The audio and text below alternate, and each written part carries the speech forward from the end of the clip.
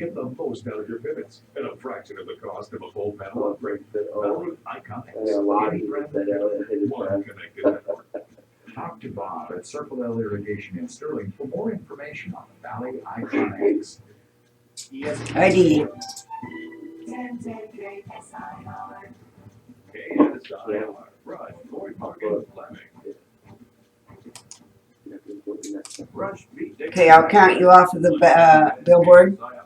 KSIR.com and the Eastern Plains Sports Network is brought to you in part by Equitable Savings and Loans, Dubs Gas and Oil, B&B Appliance, High Plains Bank in Wigan, Morgan Community College, Buildings by Design, Greg Mullen at State Farm Insurance, Premier Farm Credit, 5, 4, 3, 2, 1. You're on.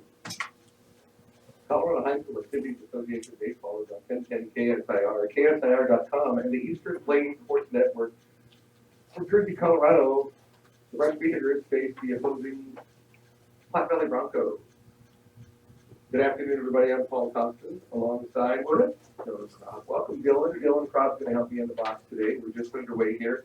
Ty Griffith is already up to the plate for the Beaters, and he's keeping the back count going at a full count as he has stepped in the box for your Beaters. And this first pitch is brought to you by Buildings by Design. When it comes to experience, Buildings by Design is the best in the business. Quality, commitment, experience. Make Buildings by Design the only choice when it comes to your next project. So a walk for Ty Griffith. We'll get your count up here in just a moment. Going to run down the lineup here for you as well. Starting lineup today brought to you by Equitable Savings. What would banking on the go makes banking easier for you when you're on the go. Check it out today. Kyle Wellen steps in next for the Beaters as Ty Griffith is leading off on first, and the first pitch to Wellen is outside. Dylan, when's going to be a factor today? What do you think? I think that if they get a hold of it right over pitcher, it'll carry that ball. So the winds are definitely out of the north today. Strong winds here in Jersey, Colorado. Beautiful field here. Griffith goes as the pitch comes in, and the throw down is not in time as Griffith is saved. He'll get himself a stolen base. Yeah, plenty of time, didn't he, there? Okay, so Wellen takes that second pitch of the ball. 2 balls, no strike for Kyle Wellen, wrapping up the lineup for your Beaters. Wellen will be pitching for your Beaters today. Braxton Shelton, shortstop, 22. Sexton, Hinojo will be second base. Hondo Baltos Garcia will be at first. Ivan Cardenas in right field, and there is a chopper over to third base side as Wellen. And the throw actually looks like it came off the bottom of the glove of the first baseman. So Wellen is safe at first, and Griffith moves his way over to third. Good. Looks like there'll be an error on the first baseman on that one. I'll get to their lineup here in just a minute. Braxton Shelton comes to the plate. Continuing the lineup, 32, Jason Krieger will be third baseman. 17, Casey Lefevre will be in left field. And wrapping up the lineup for your Beaters, number 14, Caden Schwint will be at center field. Throw, first pitch is thrown back to third as Wellen steals over to second. Easy stolen base. Shelton's first pitch is called a strike, and he'll be facing today on the mound Howdy Johnston, number 8 for the Broncos. Pitch to Shelton is fouled off to the right side over by first base side. It'll be 1 ball, 1 strike fraction on that count. And it looks like there's been a courtesy runner coming in for the Beaters. Shelton can hold this ball. Usually hits it big left center. So hopefully he'll round up the double and hit both ends. So Shelton takes the second or third pitch in of the ball, so he's up on the count. 2 balls, 1 strike for Shelton. I don't think the wind's going to be too much of a factor for the pitcher throwing into the wind, so making a curveball could be difficult. Shelton takes a swing on the next pitch, and 2 balls, 2 strikes for Braxton Shelton as Ty Griffith, or correction, as we have a courtesy. I didn't see who that came in on for the Beaters. And it's fouled off by Braxton Shelton to the right side again past first base. And notice even as the pitcher thrown several times today, his hat has come off. The one that went About, I think, 5. Yeah, about 5 or 6 times to be struggled, and it's not his fault. I mean, it's just the fact that the winds are so strong up here in Kersey. Here's the pitch from Howie Johnson. Makes the count full. It is a ball as Braxton Shelton is still at the plate. Just underway, top of the first inning. Beedinger threatening early in Kersey. Chopper catches the runner coming over to third, and he is safe, and he slides under.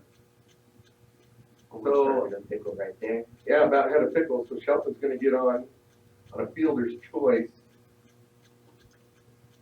There's 1 run scores for the Beediggers, and Kyle Wellen almost got himself in a pickle, but was able to get back to second base in time. And I apologize for saying Kyle Wellen, as I forget they did bring a courtesy runner in for the Beediggers.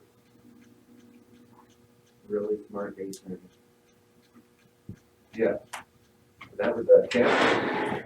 First pitch into Seth Arinomo to be set in the box, and he takes one off the left arm. So hit by pitch for Seth Arinomo advances all the runners. So bases are loaded. Top of the first inning. Ando Maltos Garcia steps in for your Beediggers game. With the bases loaded, no outs. Top of the first. Windy / sunny / you can call it any kind of strange weather day here in Kersey, Colorado. Howdy Johnson at the mound for the Broncos. Takes the sign. Here's the pitch. Fouled off by Hondo Maltos Garcia. First pitch is a strike. Up next in the batter's box, looks like Ivan Cardenas will be coming up after Hondo Maltos Garcia. Again, bases are loaded. Howdy Johnson trying to get himself out of this one.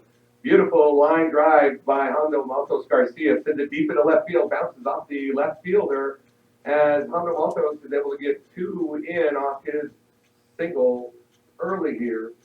And a correction off his double for Hondo Maltos Garcia. Beediggers now up 3-0 as Cesar Inovos advances over to third. Hondo ends up with a double. It was a nice clean hit right to the left. That wind is it'll mess you up. Yeah, I think that might have been a factor. Yeah, it looks like the wind might have been a factor. It bounced off his chest as he was going to go try to retrieve that. Howdy Johnson now facing Ivan Cardenas as he steps in. First pitch is a strike. Base runners at second and third. That's Arinomo at third. Hondo Maltos Garcia at second. Pitch in there on the inside corner. Strike 1. Howdy Johnson doing a great job throwing the pitch is fine. Just getting that fielding is difficult, especially with the wind here in Kersey. Here's the next pitch by Johnson. Into the dirt. That's going to make it 2 balls and 1 strike for Ivan Cardenas. Here's Johnson in another pitch, fouled off by Ivan Cardenas towards the Beediger dugout. Makes the count 2 balls and 2 strikes. Yeah, keeping that hat on is going to be a tough thing for, I think, both pitchers that are out there. So we're going to pinch down on that old strike. Next pitch by Johnson just on the outside corner. Going to load up the count 3 balls, 2 strikes to Ivan Cardenas. Jace Krieger waits on deck for the Beediggers. No outs, top of the first, 3-0. Beediggers lead this one. As Ivan Cardenas sends it off to the road over first base time, keeping the count alive. Beediggers are pretty good about fouling off quite a bit when they get in trouble with catch zones. They've been doing pretty good actually, keeping they've been fighting, I'd say. Yeah, absolutely. Ivan Cardenas takes the pitch from Johnson deep into center field. Difficult one to catch. It goes all the way to center field track as Cesar Inovos comes in easy, and so does Hondo Maltos Garcia. They're giving the go sign for Ivan Cardenas, and he's going to take it all the way in. And it's an infield, in the park home run for Ivan Cardenas with the wind such a factor. So the Beediggers now up 6-0 over the Broncos as Ivan Cardenas gets himself a beautiful in the park style home run. Then you got to aid that one to the window, Dylan. Yeah, I told you, once that ball hits that one, it's going to carry that ball so far. Don't even throw the ball in. Did you notice that as well? Yeah, throwing the ball in accurately, quickly, it's going to be difficult for both teams. Absolutely. So Jace Krieger steps in for the Beediggers, 6-0 lead Top of the first inning, just getting underway here in Kersey. Krieger has the first pitch to strike. Second pitch into him is inside. This is check swing, but he doesn't get all the way through, so it's going to be 1 ball, 1 strike for Krieger.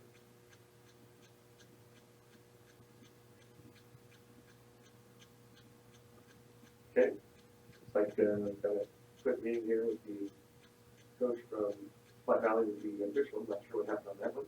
Here comes another pitch, as that's going to be hit over towards second base side. Fumbles it with it, and Jace Krieger outruns the throw. It looks like it's going to be an error on second base again.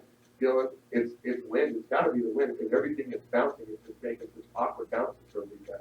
Those ground balls, they're going to be really hard to read, especially off those bounces with this wind. Yeah. So Caleb Fever steps in here for your Beavers. No outs. Top of the first inning. Here goes the steal for Jace Krieger, and he is safe as he slides into second. Trying to put the tag down. Was not successful. Howdy Johnson still throwing a pretty good strike there. But they're pretty accurate with this wind. Absolutely. And here's the next pitch by Johnson. Fouled off, and it's caught by the first baseman. So the first out is finally recorded for the Broncos. Number 14, Caden Schwint steps in, center fielder for the Bee Diggers as the sun starts to pop out again here in Kersey, as Jace Krieger is still at second base. 1 out, top of the first. The first pitch to Caden Schwint is a strike.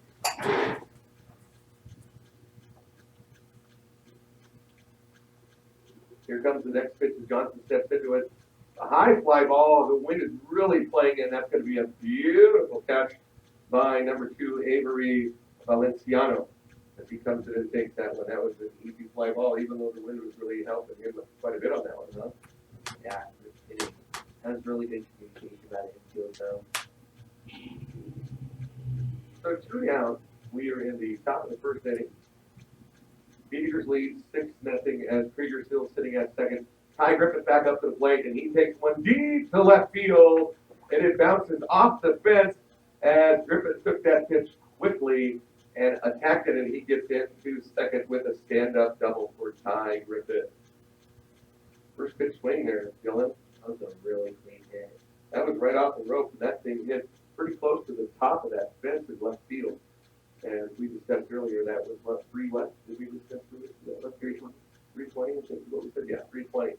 So up next then is Kyle Wallace. He steps in as Griffith is at second. And the Diggers up 7-0. Kyle Wallace is looking to the official, thinks that he got hit at the belt, at the waist belt, and he said, okay, no problem. So it looks like it'll be just a ball instead of a hit by pitch. Wallace was just thinking that he might have got attacked on the belt. Yeah, but I kind of thought he got tagged a little bit too. Probably hard to see though, even for the umpires at the plate with the wind and the dust blowing around. As the second pitch from Johnson goes outside, 2 balls, no strikes. Oh, there goes the half flying off of a shortstop. He just says, forget it, let it go. We'll get it later. The winds are so strong here. Howdy Johnson takes the sign. Here's the pitch. Comes inside well and has to ditch out a little bit. 3 balls, no strikes. Really on top of the count here with 2 outs in the bottom of the first, or correction, in the top of the first inning. Officials talking to Kyle Wellman real quick, not sure what the little chinwig is going there at the plate. Your friendly local community bank, High Plains Bank, serving Wiggins and all surrounding areas. Find out more at highplainsbank.com. Here comes the pitch from Howdy Johnson. Steps and throws, walks him. So Kyle Wellman is going to get a base on balls. As we continue the inning, Braxton Shelton, the shortstop, stepped in for the Beat Diggers, and it looks like Griffith advanced over to third. Update on the hat. It's off the way in center field now. But keeping an eye on the hat as it started just outside of shortstop position, and now it's worked its way deep into center field. Here's a fly ball by Braxton Shelton. Man, that wind is playing havoc on them. But that was just an amazing catch out there by Davey Gomez, as he catches that one for the 3rd out for the Broncos. Again, great communication with that infield, especially balls like that. Yeah, great communication. So we'll take a short break. We'll come back as the Bee Diggers lead this one in the top of the first inning. Brush 7, Platte Valley Broncos 0. With the score 7-0, you're listening to Brush Bee Digger Baseball on 1010 KSIR and KSIR.com. And the Eastern Plains Sports Network, Paul Costa and Dylan Crop with me today in the box, visiting a student of mine for Brush School District. He's going to help me out because he's really interested in broadcasting. He's been doing my broadcasting class. I'm glad to have him on board with me. So welcome, Dylan. Thanks, Mr. Hudson. Excited? Pretty glad to be here. Yeah, absolutely. It's going to be a good game. So let's talk about our on the mound today for our Bee Diggers. Number 13, Kyle Wellen will be the pitcher. And going through the Broncos lineup, leading off with shortstop number 6, Preston Hopper, who's going to be, number 6, center fielder. And then number 8, pitcher Davey Johnson. And then shortstop number 10, Davey Gomez. And Hopper steps in. I'll continue with the lineup here. Number 2, Avery Valenciano. First baseman. Number 9, Aaron Rios is the designated hitter. 4, Nick Silva, who will be catching for the Broncos. Continuing down, Hudson Flummerfeldt, number 20. First pitch from Wellen is a ball. I'll continue here momentarily. We're trying to keep up in the game here. We kind of started just a little late, but that's okay. We'll get you all caught up with the next pitch by Wellen. Steps in and it's a strike. Competing with the last of their lineup. Number 5, Braylon Edstrom. And number 3, Braden Hoff. And number 12, Zach Weimera. So 2 balls, 1 strike. As Wellen is a little down on the count against Preston Hopper, right? Hopper. Okay, yeah, not so. I thought I heard it. Okay, so Hopper's up on the count 3-1. Here comes the sign. And takes the sign, takes a step, and he throws outside, walks the first batter. So Hopper is going to be on a base on ball. Pitches would be very difficult to see, especially this way. He's blowing off half, throwing up dirt. Yeah, I would think it throws off quite a bit of timing, don't you think? I definitely, absolutely. Yeah, Howdy Johnson steps in for the Broncos. I'll go around player positions here for the Bee Diggers here in just a moment.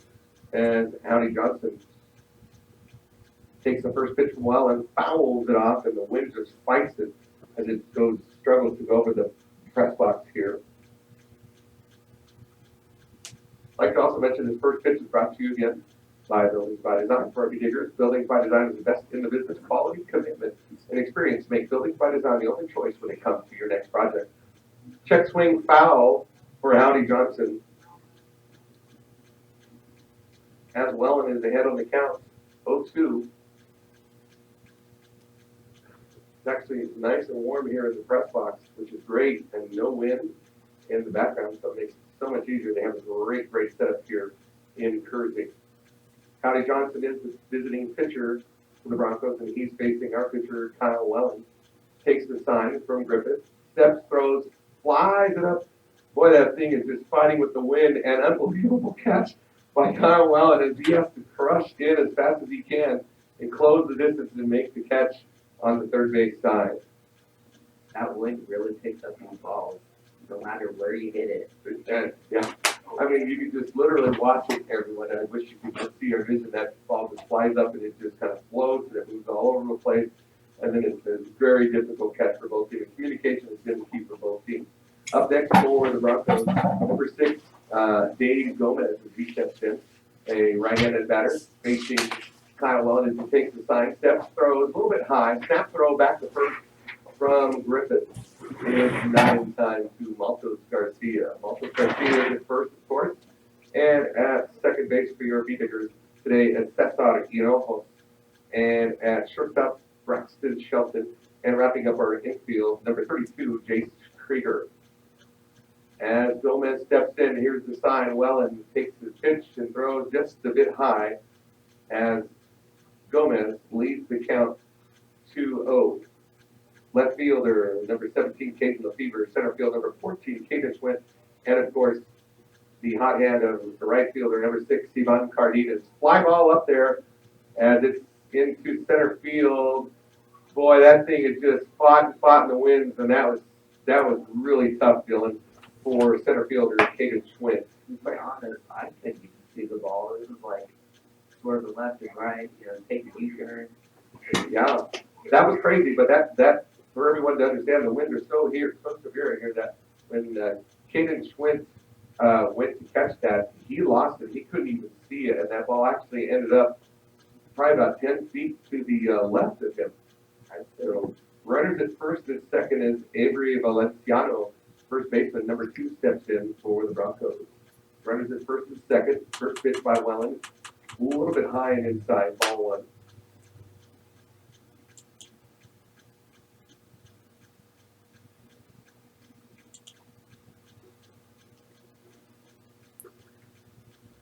So Welland takes the sign. Here's the step throw in.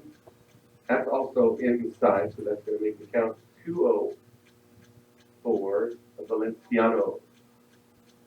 Really, really difficult for these pitchers to get those pitches in there, especially in curveballs. It's probably going to be a big factor today, huh? Oh yeah, definitely. Either the work's going to be with you or against you. Yeah. So far, it's been against everyone. Absolutely. So Welland takes his next pitch and it's outside. And Gomez, his correction, Valenciano steps in. Up on the count 3-0. Here's the pitch, and that's also, courtesy strike. I thought that was a bit high, but it's going to be 3 balls and 1 strike. Give it to Valenciano. Griffin gets the sign, sends it up to Welland. He takes the pitch, checks the runner at second, throws, and that's going to be fouled off over first base side, bringing the count to full count. So Welland able to battle himself back in to even up the count there, or to make the count a fair count for himself. Runners at first and second, we've got Over at second, and Gomez is at first. There's the pitch. Fouls it off the left side, third base side. So Valenciano able to continue his batting count by fouling it off. Here comes the next pitch for Welland as he gets the sign from Griffin. Checks the runner at second. Checks one more time. Makes the throw. Just outside, and he loses him and he walks him. I'll tell you what, again, Dylan, there's your win. And now the Broncos are in a great So, sitting in the designated hitter spot, number 9, Aaron Rios comes in. He's in for Nick Silva, who is the catcher for the Broncos, number 11. So we'll see how number 9, Aaron Rios does as he steps in. Gets the sign, Welland. Base is loaded. First pitch outside. And it is really difficult for both pitchers this far in the game. So Welland takes the sign. Runner threatens from third. Fouled off by Rios behind the box a bit. Then he counts 1 ball and 1 strike. Well, we kind of checks over to the dugout. Tommy will shift some of the players a little bit farther to the right, as the winds still continue to be very powerful here in Turkey. Here's the pitch from Welland. Line shot into left field. Look at that bounce field as it bounces over Caden the Fever all the way to the fence, and 1 comes in, 2 comes in, and able to score 2 runs for the Broncos. And it is going to end up being a double for Aaron Rios. That was an amazing hit. Hit it right over that. Not even over left field, it bounced over. That wind was such a big factor. That bounced over his head at least 8 feet above, or total about 8 feet. 12. Yeah, I could not believe how it hit and bounced, and it just took off to the fence. So now in for the Broncos is Hudson Flummerfeldt, number 20. For the Broncos, their third pitch. As the first pitch from Welland is the ball. Runners at second and third. Here's the pitch from Welland. Still high, struggling to find the strike zone. Both pitchers this afternoon, I should say this early afternoon, we're getting closer towards the top of the hour here at noon. 2-0 pitch. Almost lost by Ty Griffith, but he's able to pick it up and toss it back over. No threat at the plate there. So the count is Flummerfeldt is up 3-0 with 1 out. In the bottom of the first inning, Beaters lead this one 7-2. Here's the pitch from Welland, and that's perfectly in there, and he's able to fight himself back with the strike. So 3 balls, 1 strike to Hudson Flummerfeldt. As runners at second and third, that looks like Valenciano at third and Rios at second. And the pitch from Welland is going to be another base on ball. So difficult to throw in this wind here today. And it looks like, who's that coming out? Robert? Robert taking a break, I think. Is that who it is, Coach Robert? I can't tell. Yeah, they got a hoodie on, so we can't tell who it is, the coach up there today. So it looks like we got a moment that they're going to have a conference on the mound. Just a quick conference from the infielder, Coach actually told Ty Griffith to stay back at the plate and step it in next. For the Broncos will be left fielder number 5, Braylon Edstrom. As the mound conference is just about wrapping up, a lot of guys just kind of getting them beat up. And what do you think they're talking about in there, Dylan? What's for lunch? Is that old? That is old, isn't it? Yeah, that was, it is. yeah, it's, these guys have their hoodies up and you can't tell who our coaches are today because they have shades and hoodies and like the paparazzi's out there trying to chase them. So Old comes back off the conference on the mound and Edstrom steps in for the Broncos as they are behind 7-2. First pitch for Welland is fouled off behind. It's probably going to hit my vehicle, which is parked back there. I think Bill and I thought we were safe enough, but now I'm kind of worried that we may not have been. Here comes the pitch from Welland as he steps in, throws. It's going to be just a bit in the dirt. So 1 ball, 1 strike against Edstrom. It has been a tough day for pitchers, fly balls. This is a tough day for everybody all around here to play baseball with the winds that we have here in Jersey. Next pitch from Welland is fouled off third base side as Welland now leads the count 1 ball, 2 strikes. He's fighting really well, actually. I feel like if he gets to hold us, they are in scoring today. The scoring position, the base is loaded. Here's farm credit, understands production ag and has been serving our rural communities for over 100 years, with locations in Sterling, Fort Morgan, Yuma, and Holyoke. Pitch from Welland just in there and a swing and a miss as Welland gets his first strikeout of the day against Edstrom. Went down swinging. 2 down, bottom of the first inning. Braden off, right fielder. Number 3 steps into the plate. 2 outs, bottom of the first. Diggers lead this one 7-2. First pitch from Welland is in there for a strike. Broncos are still on really good scoring position. With this win, I think the pitchers could probably use the win with them. I think that's what they're starting to do. Yeah, perfect pitch again there by Kyle Welland as he throws it in there. Kind of like an off speed he took there. It's hard to tell when the shot is. I know it. It looks like a fastball, but it just blows up like it. There's a curveball attempted by Welland, and it's popped up. It is blowing like crazy. Unbelievable. Caught by Welland. I am not kidding you. You should come see. If you were up here, you would not believe what I just saw. This ball was literally heading to first base side over towards the dugout. The winds were so strong it blew it back. The first baseman was unable to even make the play. It actually ended up in the fountain pen close to that. So we'll wrap up with the bottom of the first inning. B-Diggers on top of this game, 7-2 with the score. And you're listening to Brush B-Digger Baseball on 1010 KSAR, KSR.com, and the Eastern Plains Sports Network. Welcome back to Jersey, Colorado, 1010 KSAR, KSAR.com, and the Eastern Plains Sports Network. Paul Acosta alongside with Dylan Straub as we are calling the game, and Howdy Johnson warming up the pitches, and that's already blown off. 7 times. Dylan, our stat keeper today, especially on the hat blows today, they've been blowing up Howdy Johnson 7 times. That's our official count here. So we can call those ones official because these are unofficial stats, so we can call those official stats. So Cesar Genovos is going to step in for the B-Diggers to start off the top of the second inning. B-Diggers lead this one 7-2. Wins were a big advantage for the B-Diggers in the first inning, Dylan. They are advantages and disadvantages, but they hit some really good hits over left field. And I'd say, take some really good hops. Yep, absolutely. So Cesar Hinojo steps in for the B-Diggers. Top of the second inning, first pitch from Howie Johnson is outside. 1 ball, no strikes. Up next for your B-Diggers, number 12, Pablo also. Garcia Johnson's next pitch is swinging a miss for Cesar Hinojo. Again, off-speed pitches could be difficult for both teams as well, but just even a normal pitching, you probably won't be able to get it just because of the change of speed is how much it's made it so difficult for these others. Next pitch in the Hinojo was a strike. So 1 ball, 2 strikes. Howie Johnson on top of the count against Cesar Hinojo. Here's the pitch, and tried the curveball, missed it, just went out outside. 2 balls, 2 strikes.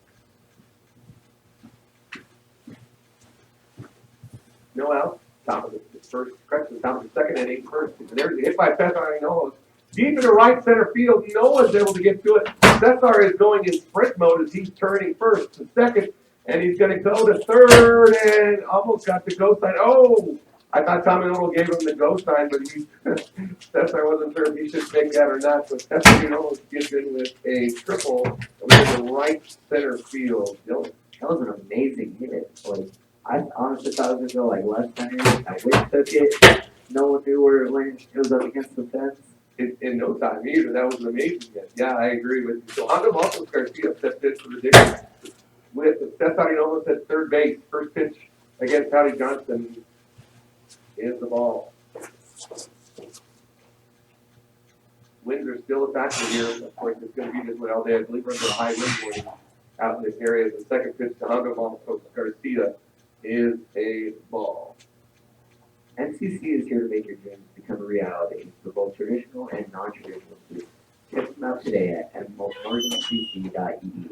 And the next pitch from Howie Johnson to Hondo Marcos Garcia is the ball to Marcos Garcia. He's on the count. 2 balls and 1 strike. Pitches inside, and he dodges that one just in time, and it's going to get 3 balls and 1 strike. Still pretty warm here in the press box. I won't kid you on that. Foul off to the left side, and that thing was hit a ton. At least 340. Went way over the. Yeah, it was well over the 320 mark, and it actually ended up heading towards the track meet that was canceled earlier today. Full count, and did he go swinging? Yeah. Hondo Marcos Garcia goes down swinging. Off-speed pitches and the wind are crazy. So Marcos gets struck out in his second time at bat. Coming up next is number 6, Ivan Cardenas, right fielder for the Diggers.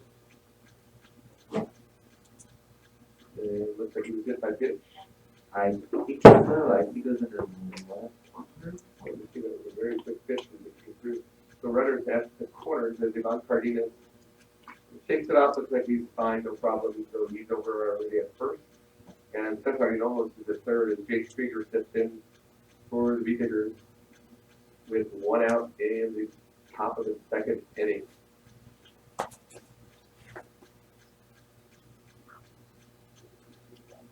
So, sign from the catcher. B&B Appliance. B&B Appliance is repaired from refrigerators to vacuums and everything in between. They have exactly what you need and surface it too.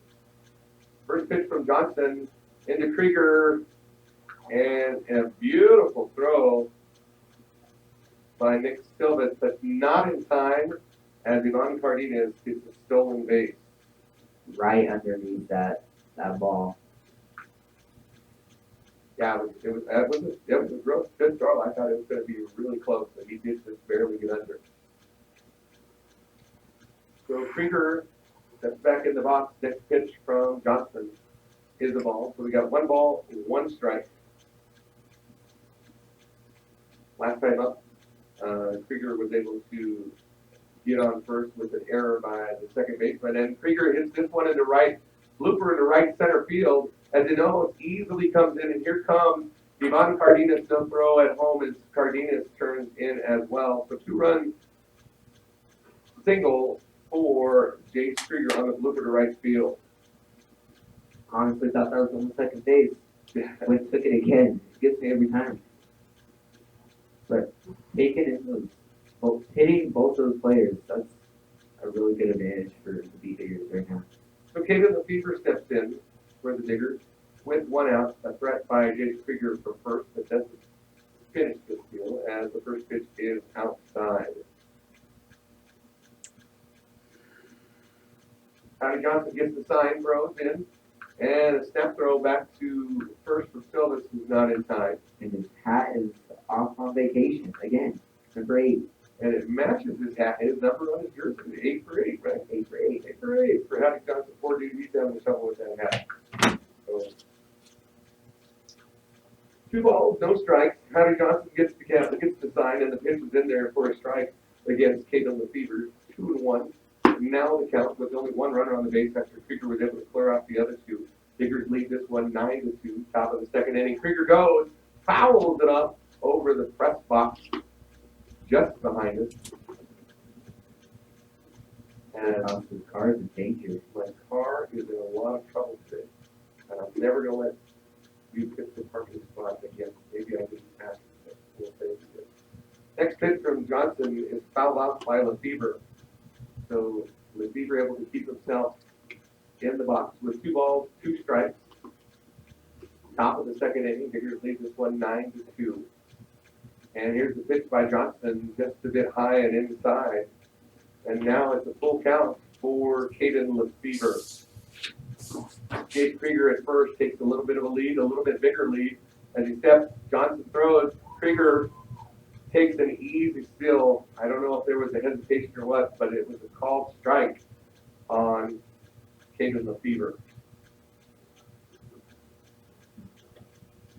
2 down. And Caden Schwint steps in for the B-Diggers. And Krieger has advanced to second on the stolen base. And there's the pitch, fouls it off the plate and just rolls slightly back into the grass, into the grassy knoll. Grassy knoll. Yeah. Pretty sure it bounced off the catcher's forehead. Here goes Howdy Johnson with the pitch. Throws it in there. No, outside. Boy, that was close. I thought that was going to be called a strike, but it's going to be 1-1 for Caden Schwint as Krieger is still at second. Here's the shot by Caden Schwint. The throw to first. Tags him as he goes through, so that'll be just in time for the 3rd out. That's a beautiful throw from third base over to first inside. So the Diggers walk away with 2 more runs here in the top of the first inning, and they have now taken the lead of 9-2. And you're listening to the Brush B-Digger Baseball on 1010 KSAR, KSAR.com, and the Eastern Plains Sports Network. That's a single. That's fair. Or that's a fair ball. Cut. Throws to first. It got him in time at first as well and makes the throw over to Maltos Garcia. That ball started behind home plate and ended up fair with the wind. Unbelievable. Share that one, Dylan. The runner wasn't even prepared for it. He was about ready to take another swing. Infield was just as confused as the umpire. Yeah, almost got a double play on that one. So stepping in is Howdy Johnson as Waimura made it safely over to second. I mean, it was a good attempt for the double play, but just not quite there. And Johnson with a nice swing fouls it off and just misses, staying fair.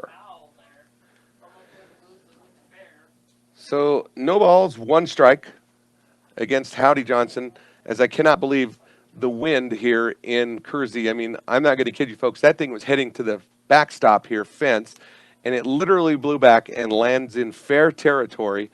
And unfortunately, that was unfortunate for the Broncos as Hofer was easily thrown at his first. He was waiting at the plate. As the next pitch comes in from Wellen is a ball, 1-1. Griffith gets the sign, sends it up to Wellen. Wellen checks the runner at second. Here's the delivery, and in the dirt, ball 2. Quite a few fans out here from both sides. That's called faithful right there. If you could come out here in these winds and suck it up buttercups out there, because I would not be out there. I'd be sitting in my car.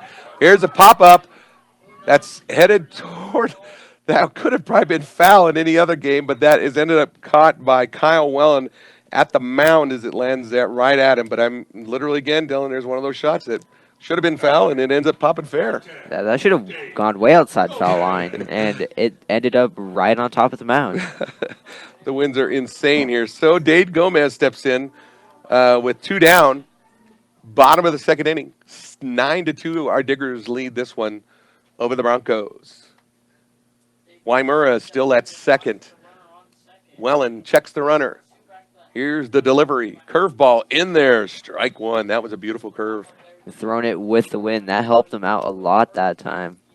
Just got to time those pitches perfectly. Absolutely. Like a good neighbor, Greg Mullen and his team are there to make the insurance world easy for you. Call them today, 842-4555. Pitch by Wellen, and it's taken off into right center field by Gomez.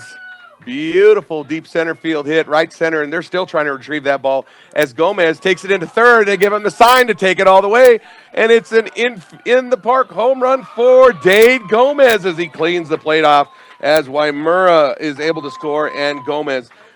Dylan, they couldn't get the throw in because of the wind. They were bobbling that ball everywhere. Unbelievable. That thing made it all the way to the fence, and it just stayed there. I think the wind pinned it up against the fence. So unbelievable in the park home run. So Avery Valenciano steps in the plate, 2 down, 2-out rally here for the Broncos. 9-4 is our score. Kyle Wellen takes the sign. Here's the delivery in there, strike one. Yeah, Wellen's just going to have to bounce back from this one. That was a wonderful hit on the rope, but I'll tell you what, that thing just stuck into the fence, and it made it just, and then throwing it back in, it's unbelievable how they could not get it in. There's a swing and a hit for Valenciano to shortstop, thrown over to first in time as Shelton gets it over to Maltos for the 3rd out. So 2 runs are scored by the Broncos. Oh, we have another hat down. That's a different time. This is our B-Diggers now with the hats coming off. So 2 runs score for the Broncos in the bottom of the second inning. Our score now is 9-4, and you're listening to Brush B Digger Baseball on 1010 KSIR, KSIR.com, and the Eastern Plains Sports Network. Welcome back to Hurricane Kersey, as we are here in Kersey, Colorado, with 500-mile-an-hour winds and incredible things happening with our baseballs. Laws of physics are being broken up here left and right. Beautiful game, though, still going as the B-Diggers do lead this one 9-4. Unbelievable. Dylan, I got no words for this. Me neither. You're a man of a million words. We're speechless on this with the way they're hitting and playing today. I mean, it has been a tough job. Howdy Johnson's now got to step in and face leadoff hitter Ty Griffith, who steps in the box, swings and fouls it off. I don't want to say foul because God only knows it could blow back here into first base. And it about hits one of our one of our B-Digger beloveds out here, as that ball literally would have went out into the road, but with the winds, it ends up here right by the game, right by the bleachers. So foul off by Ty Griffith. Never know. That could have gone fair. Oh, I'm telling you, I didn't even want to say foul right away because that thing could have blown fair for all we know. Here's the next pitch. Liner over to third base, just picked up and thrown in time as Valenciano makes the catch from Hudson Flummerfeldt, and it's in time for the first out. So Ty Griffith goes down first for the Diggers as number 13, Kyle Wellen, steps into the box against Howdy Johnson.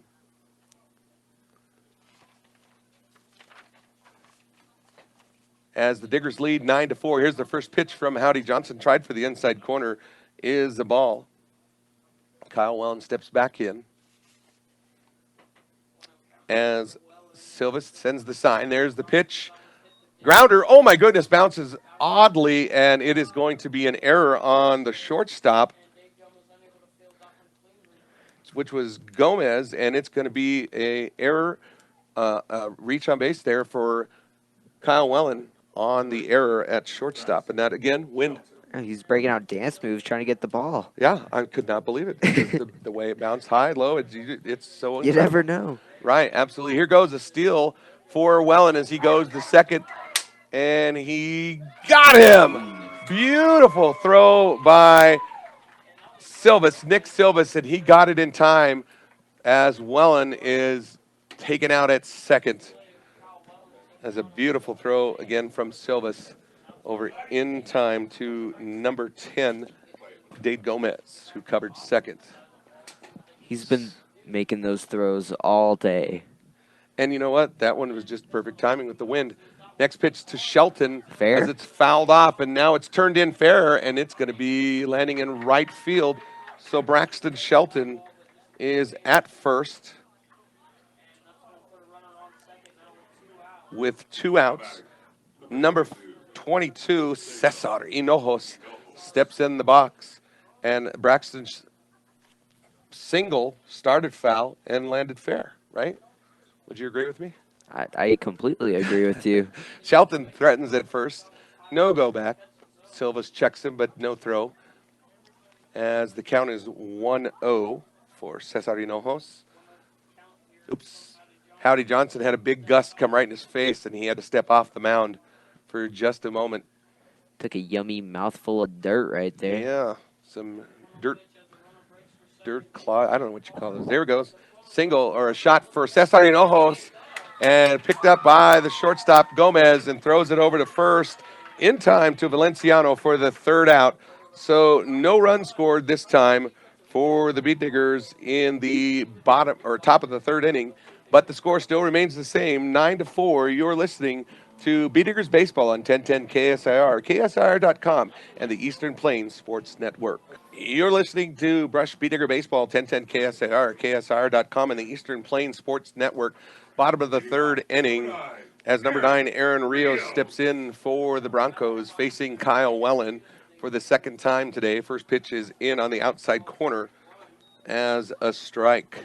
Last time up, Rios had himself a double over into right center field, and with the wind helping him out as well. But I'll tell you what, it was a natural single himself. But that thing, again, with those winds, it just pushed that thing right against the fence, so it made it much more difficult. Here's the sign in the pitch. Rios with a bomb to left field, and it's going to be caught by Caden Lefevre. I don't even know if winds helped on that one at all. I don't think the that wind seemed like a helped at all. That routine was- on that one. Yeah. That was crazy. It almost blew it right to him, didn't it? Pretty he just much. stood there pretty much and waited for that thing to land in his hand or in his glove. So number 20, Hudson Flummerfeldt comes in, 3rd baseman, to face Wellen. First pitch in there for a strike. Last time up at bat, he was walked. Next pitch in there, same swing and a miss. So Wellen big up on the lead here. It's the sign. Here's the pitch. On the outside corner, got him looking as Wellen gets his 2nd strikeout of the game. I think he's using the wind against the batters now. Yeah, absolutely. I think he's using that in his favor. So as number 5, Braylon Edstrom steps in, 2 down, bottom of the 3rd inning. First pitch is a strike. It is so quick how they're getting that ball back to the mound and going right here as quickly as they are. I mean, it's just a step and throw. Next pitch in there, swing and a miss, strike 2. Yeah, literally. He's pretty much quick pitching is what we were talking about here in the box. Here's the pitch from Wellen, swing and a miss, and gets him going as the 3rd strike as Wellen quickly retires 3 for the Broncos. Our score with the Diggers leading this one over the Broncos, 9-4. You're listening to Beat Digger Baseball on 1010 KSIR, KSIR.com, and the Eastern Plains Sports Network. You're listening to Brush Beat Digger Baseball, 1010 KSIR, KSIR.com, and the Eastern Plains Sports Network, live from Kersey, Colorado. It is the top of the 4th inning. Diggers lead this one 9-4 as Hondo Maltos Garcia, first baseman, steps into the plate to face Howdy Johnson. Johnson's first pitch outside and rolls to the backstop. Hondo up on this count 1-0 as Ivan Cardenas is standing by in the batter's box. Wind has done everything we can imagine here today in this game. It's unbelievable to see how every play you just don't know. I was going to say it was going to be fouled off, but it hasn't landed in front of us yet. Yeah, so that is definitely a foul as it goes over the press box. But I wouldn't have been surprised if that thing would have blown back and landed on home plate. 1 ball, 1 strike. Top of the 4th inning. Here's the pitch from Johnson. Grounded off into left field as Hondo Maltos Garcia stands up easily at first and takes a quick turn, but no chance to go to second. But it gives himself a nice little single to start off the 4th inning. That was a really solid hit right there, right to right past the third baseman and the shortstop. As Ivan Cardenas steps in, right fielder. No outs. Top of the fourth inning. Hondo threatens, but nothing. Fouled off to the right side over first base. For sure, that is a foul. As it lands over in the, it looks like the shop over there. Maybe CDOT? Is that CDOT over there, I think? Oh, district building. Okay. Oh, blooper into right field by Ivan Cardenas as it lands, and it's going to make it a difficult play to throw into third. The Winds are going to take that one, but Coach Odell keeps Hondo Maltos Garcia at third, and Ivan Cardenas gets himself a double and a fielder's choice. I don't know if you really call that. Sorry. And there is. I had a moment there. Go ahead, Dylan. Oh, never mind. I thought there was going to be a courtesy runner. So that ball was taking a quick blooped into time. right field, and then he had to make that throw with the crosswind. And did you see that thing just take that ball and take it into left field? It was almost impossible for him to catch. So runners at second and third as number 32, Jace Krieger, steps in the box to face Howdy Johnson for the third time today. Pitch is inside, ball one. Krieger's gone on before on an error, and he also had himself a single the last time at bat. Here's the pitch from Johnson, swing and a miss for Jace Krieger. Got to say it that way from my buddy John Beltran, who's probably listening. I'm hoping he is, as I can try to do my best John Beltran imitation. 1-1 pitch, Johnson, delivery, high, ball two. Hondo Maltos Garcia is at third. Cardenas is at second. B-Diggers threatening here. Top of the fourth inning, no outs. Here's the pitch.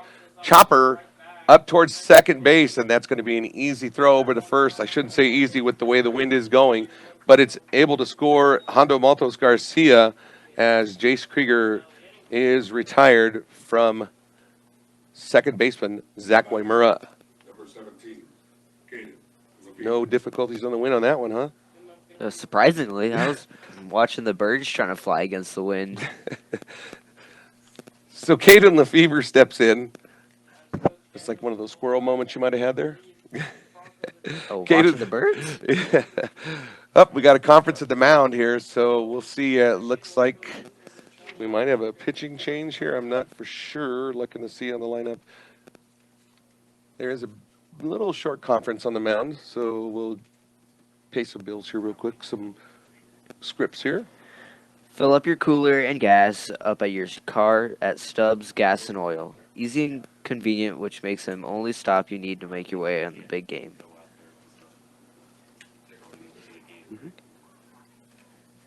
Engineering and some consulting services for all of your projects. Strong commitment and their clients' needs set them apart.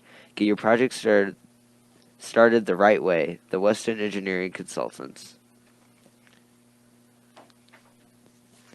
High Plains Bank, your friendly local community bank serving Wiggins and all surrounding areas. Find out more at highplainsbank.com. So it looks like we're going to have a pitching change. I believe Howdy Johnson is coming off, and it looks like they're going to go to, I want to say it's number 13. Can you give me that number, Dylan, as we're looking to see for the Broncos? Rushnick? Okay, thank you. Cody Rushnick is going to come in for Howdy Johnson. And he's already a victim of the hat. Rushnick has been a victim of the wind hat incident here, so his hat is already blown off. So that's one for him already. Uno. Yeah, he's got to be 8, right? Because Howdy had That's the it 8 record times. right now. Right, Howdy has the record at 8 with how many times the hat has been blown off. And these are official stats because these are unofficially ever monitored. So we're going to call these official ones today. So Cody Rusnick comes in, and we are going to do a pitching change. So this pitching change here is brought to you by State Farm Insurance. Like a good neighbor, Greg Mullen and his team are there to make the insurance world easy for you. Call them today at 842-4555. So we're going to get some lineup changes here going. So we're going to send it back for a short break as the Beat-Diggers lead this one in the top of the fourth inning with 1 out and a pitching change coming for the Broncos. 10-4, you're listening to Beat-Digger Baseball on 1010 KSIR, KSIR.com, and the Eastern Plains Sports Network. 1010 KSIR, KSIR.com, and the Eastern Plains Sports Network is a pitching change for the Broncos as Cody Rusnick steps in and has his first and his second pitch in. So it's going to be I believe it's 1-1 Yep, 1-1 is the count against Caden Lefevre as he faces him. Lefevre takes the pitch, chops it over to third, and it's going to be thrown into first in time for the second out for the Broncos. Hudson Flummerfeldt was able to take that and make a good throw over to Avery Valenciano for, I want to say, routine play, but as tough as the wind is, nothing's routine today. Nope, not at all. It is crazy, crazy, crazy. Really nice RBI, though. So Yvonne Cardenas crosses the plate and able to get another run in for the Diggers. Caden Schwint steps in. And the first pitch he takes is number a strike. 2. Oh, we got another. Loses his hat again. His hat came off, so he's up to number 2 for him. Hurricanes taking names and Chalking him down like crazy. Cody Rusnick, another victim. He could get a multiple hat blown off. 1 ball. 1 strike for Caden Schwint. Rusnick takes the pitch, fouls it off. Boy, I thought that almost hit the umpire. Luckily, he got his head out just in time. A little dodgeball action there. Dodge, duck, dip, dive, and dodge. 1-2 is now the count as Rusnick leads the count with 2 outs. Top of the 4th inning. Here's the pitch, bounce back, right back to the pitcher, Rusnick, as he throws it in time at first. Whoa, a collision at the plate. I'm not so sure what happened. So there's a bit of a conference going on. I'm hoping that Valenciano is okay as he was able to make the catch in time for the 3rd out. And I'm trying to see what the discussion is because it looked like Schwint might have, I hate to say it, but it looked like he intentionally tried to hit him there as he was going to first base. So I'm not sure what they're going to do with this call. So it is 3 outs, we know that, and we are ending the top of the 4th inning. So I'm going to send it back to the studio for a quick one, and we'll get this squared out for you as well as the B-Diggers lead this one 11-4, top of the 4th inning, final, or going into the bottom of the 4th inning. You're listening to B-Digger Baseball on 1010 KSAR, KSAR.com, and the Eastern Plains Sports Network. You're listening to B-Digger Baseball, 1010 KSR, KSR.com, and the Eastern Plains Sports Network going into the bottom of the 4th inning here. And it looks like Cody Rusnick, who is going to take that spot from Braden Hoff, who was previously in this lineup at this point. But Rusnick is going to be stepping in, number 13. As Cody Rusnick will face Kyle Wellen for the first time today. Into the top of the 4th. Wellen gets the sign from Griffith. Here's the pitch. Delivery, and it's in there. Swing and a miss. Strike 1. he's been really consistent with his pitches lately. He's using the wind against the batter, but with his pitches. He's figured it out. He's figured it out. Absolutely. Next pitch to Brewstick was fouled off, so it's 0-2 pitch. Here comes the pitch from Wellen, and it is outside, ball 1. 1 ball, 2 strikes for Rusnick as he faces Wellen for the first time today. Wellen is very quick at getting that pitch going today. He's not wasting any time on the mound. Here's the pitch and the swing into center field. Schwint might have overstepped it early, and that's going to roll all the way back to deep center field as the throw from Schwint comes in to Braxton Shelton. Shelton gets it over to Cesar Hinojos, but that is going to be a triple for Cody Rusnick. I'll tell you what, that looked like it was going to be short, but the wind just took that thing and went right over Caden Schwint. Picked it right over his head, straight to the back of the fence. And as soon as he took that step, he knew he was beat. He knew Pretty it. So he much. turned and just started running towards the fence because he knew that's exactly where it was going. So stepping in next is Zach Wymura with the runner at third, and it's fouled off for sure to the right side. So no balls, 1 strike. Wymura at the plate. Rusnick had a triple to start off the inning. And there's a grounder. Unbelievable dive and almost stopped by Braxton Shelton. And that's going to score Rusnick as he's in. And Wymura is at first. Boy, that was What'd you see? I didn't catch all of it. I didn't really catch all of it either. I know he dove for the ball. He hit pretty hard. Slump. Yeah. So Preston Hofer steps in. Official's going to go check in on Braxton Shelton to make sure he's okay. And looks like Tommy Odo's going to take a visit out there as well as the home plate umpire. Everybody's going to visit. Let me know. I'll just put my headset down and I'll go out there myself and see what we've got going. No, I'm just kidding. So 11-5 is our score. Wind is everything. Dylan? Oh, yeah, definitely the wind is absolutely everything in this game right now. It is against people. It is for people. It's unpredictable at this point. We've had foul balls, quote-unquote foul balls, go over the fence and back into the fair. It's been a really wild game here in Hurricane Kersey. Yeah, we were able to label it as Hurricane Kersey today because of how bad the winds are here at the field, and there's no advantage for either team with this. So it just depends on where the gust is at that point. So stepping in now for the Broncos, Preston Hofer, as he takes one on a rope and just misses the fair line as it goes foul down the third base side. So beautiful little, nice little swing there. That thing, he just got a hold of that guy pretty well. So 0-1 is the count as Griffith gets the sign from Odell, sends it over to Wellen. Wellen checks the runner at first. Wellen steps, throws, outside, ball one. 1 ball, 1 strike. Diggers lead this one 11-5. As Hofer steps in. Throw. I thought he was going to throw back to first, but no. Wellen checked the runner, and he got him to dive back into first, but no throw made by Wellen as he steps off. 1-1 count. Here's the delivery. Oh, knuckler. That's going to be picked up by Jace Krieger. No, the bounce of it also, and that's going to be an error on Krieger. And again, wind, unbelievable. Bobbled right out of his glove.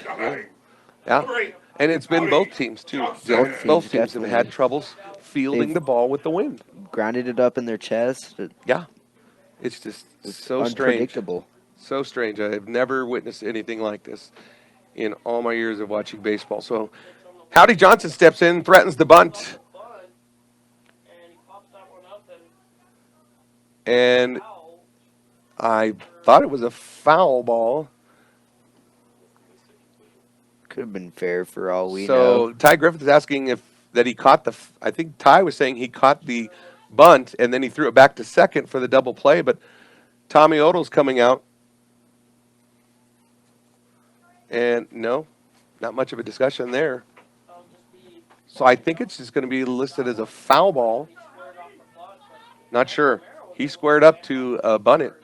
And I thought maybe Griffith might have caught it, but didn't get a good vision from back here. So Wellen steps in. Here goes the throw. Johnson pops it up. And unbelievably lands infield. And it's a throw over to second base in time, as Zach Wymura is able to cross the plate. But Hofer was easily thrown out at second base because that pop-up was literally in between first and second, and neither of the players were able to even make a play on that thing. So Howdy Johnson gets on first on a fielder's choice. That should have been a routine fly, but again, with the winds making it more difficult. So number 10, Davey Gomez steps in with 1 out. Howdy Johnson's at first. First pitch from Wellen is a ball.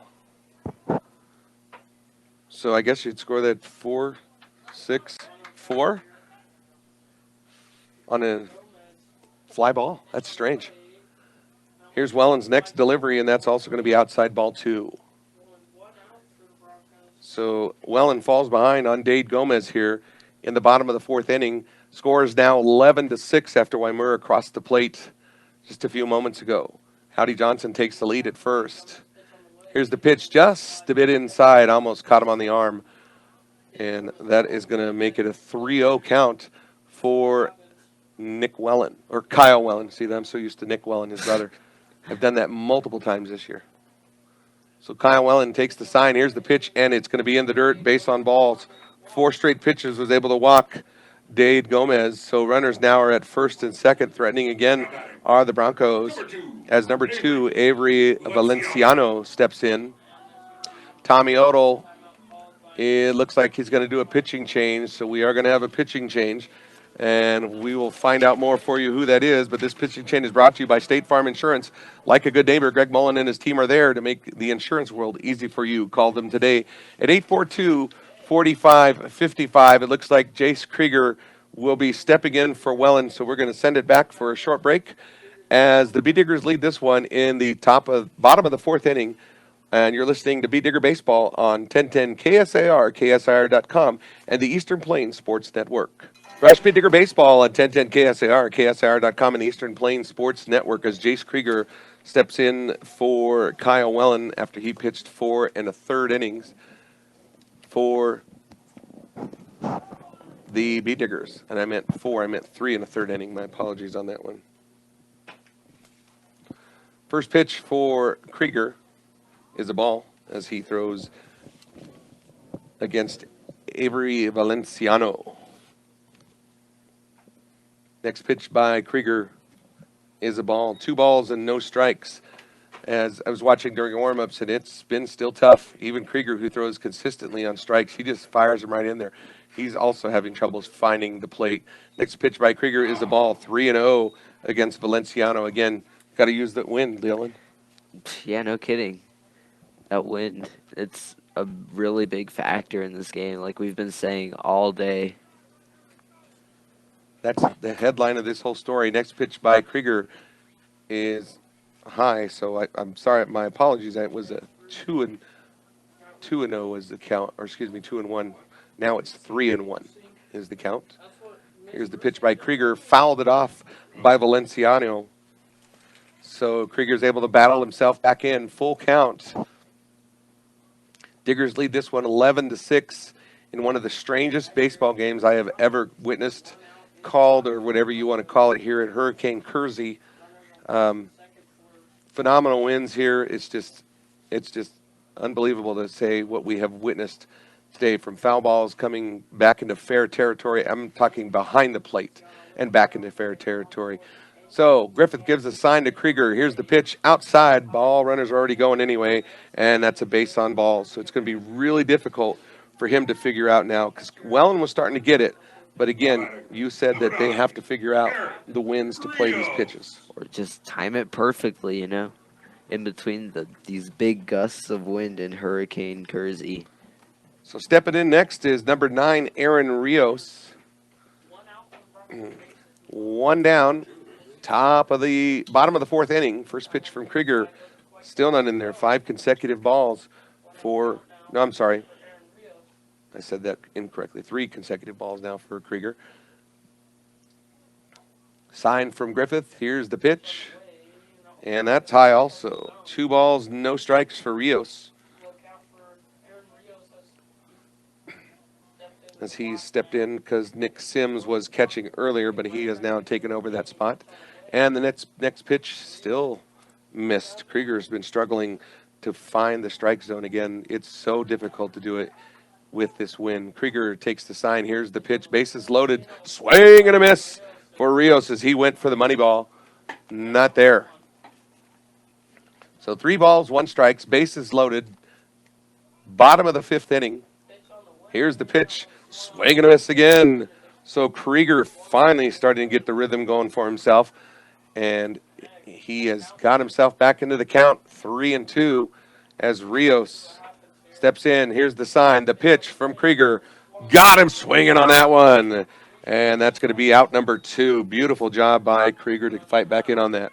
Coming back from a pitch, or down in the count like that, is amazing.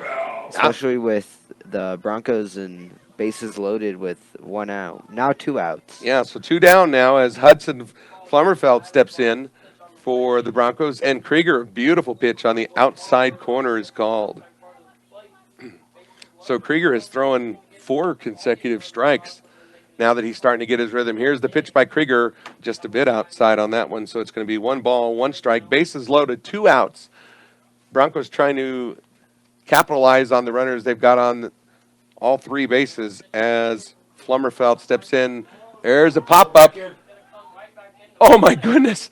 That ball was way out, and it blew back in, and it lands in foul territory on the first base side between first base and home plate. I am not kidding you. If it would have been a beautiful, quiet day, the fans that were sitting here under the trees on the right side would have probably been victims of a baseball, but instead the wind saves them from all that agony, and it pushes the ball literally back into the field, and it unfortunately was foul for Flummerfeldt, or I should say for the Diggers. So Flummerfeldt steps in, 1 ball, 2 strikes. Krieger takes the sign. Here's the pitch, and that's high also. So 2 balls, 2 strikes. A little bit of a pickle here. Did he get it? No, he dropped it. Oh my goodness! So we had a pickle at third going to happen, and unfortunately, Griffith wasn't able to grab the ball. So Howdy Johnson is able to score, and that leaves runners at first and second. Gomez and Valenciano are the runners still on first and second. So another run comes in for the Broncos. It's 11-7 now, as Flummerfeldt is even the count at 2-2. Here comes Krieger with the pitch. Runner going. I was about to say fouled off, but is it for sure? Yes. Okay, it is for sure fouled off behind us, as Flummerfeldt is still battling against Krieger. So 2 balls, 2 strikes. New pitcher here is Jace Krieger in the bottom of the 4th inning. Krieger gets the sign from Griffith. Curveball swing into the dirt, but it's going to be thrown in first in time for out number 3. So Jace Krieger gets 2 strikeouts here in the bottom of the 4th inning and is able to battle off. That could have been catastrophic for the Bee Diggers if they'd got some extra, or for the Broncos, or for the Bee Diggers if the Broncos would have got those extra runs.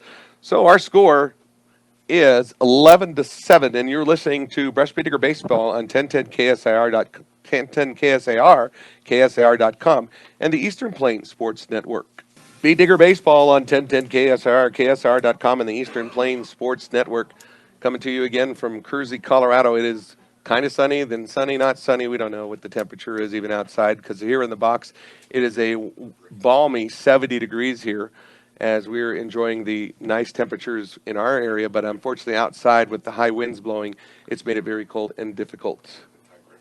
Yeah. Stepping into the box is number 2, leading off for the Diggers, Ty Griffith. I said number 2, number 10, Ty Griffith. Into the top of the 5th inning. Oh, hat down again. We're actually at 5. Yes, during the break. During our break, he lost 2. Yeah, well, that one's taken off on him. So I've never had a delay of game for a hat being blown into the field. It has been very difficult for Broncos pitchers with their hats being blown off today, but Rusnick is a victim of 5 now, and here comes the next pitch, and that's going to be high and a ball. 2 balls, 1 strike against Ty Griffith. 11-7, top of the 5th inning. Diggers lead this one.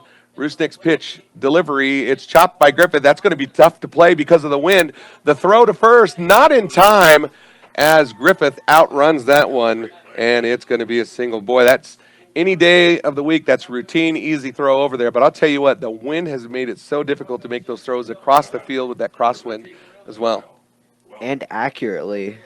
Yeah, true. Kind of peeled him off the plates or off the bag. So Kyle Wellen steps in with no outs, top of the 5th inning. Diggers lead this one 11-7. Ty Griffiths at first takes the lead. Rusnick takes a look. Griffith steals, and he's easily into second base on that one. Again, that's such a tough throw in the wind, so Griffith is in on a stolen base. There is a courtesy runner coming in for Ty. Can you tell who that is from here? I'm going to have to check my little lineup here, my handy-dandy lineup here. Nate Tyne. Nate Tyne steps in as a courtesy runner. So Wellen's ahead of this count, 2-0. Rusnick takes the sign. Nate Tyne looks, catches him. Yep, caught his jersey in there. He tried to step away, but Not super fast, but it did catch his jersey. So Welland's going to do a hit by pitch. And the Tyne is going to remain at second. Braxton Shelton steps in for the Diggers. No outs, top of the 5th inning. Rusnick is trying to find the way the wind can help him as well, as many of the pitchers have had to do all day. There's the first pitch fouled off the plate. Both runners sent back to their previous location. Surprised how many fans are still out here today for this game. Bank of Colorado is the only bank dedicated to help you make the most of living here. They're not just a bank in Colorado, they're Bank of Colorado. Throwback. Proud supporter of local sports and academics. Sorry, throwback to second base was not was kind of wild, and it looked like it might have hit Nate Tyne in the back or something and bounced off and went slightly over into right field. So Tyne advances over into third on the error. Probably going to credit that error to the pitcher on that one. So Kyle Welland is at first, and Nate Tyne is at third. Braxton Shelton at the plate, and the throw back over to first to hold Welland honest from stealing. So 0-1 delivery coming from Rusnick as Shelton at the plate. Here's the pitch. Fouls it off towards the third base dugout, and that's going to be another strike. And another hat. 6? Yep, 6. 6. Altogether, I think we have 14 for the Broncos. 14 hat blows. Can you call it that? Hat blows? Hat blown offs? Hat blowns? I don't know. To come up with a new stat. Oh! Another pitch. And it's outside. Got him over at third. Nate Tyne is pulled and picked off at third as he was caught trying to steal too much. Reaching in that cookie jar, and he got tagged easily at third base.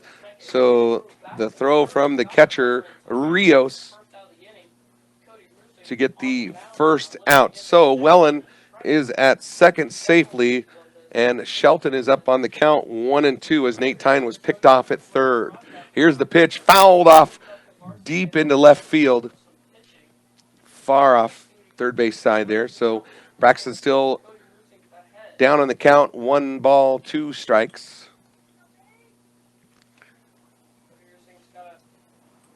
What's next?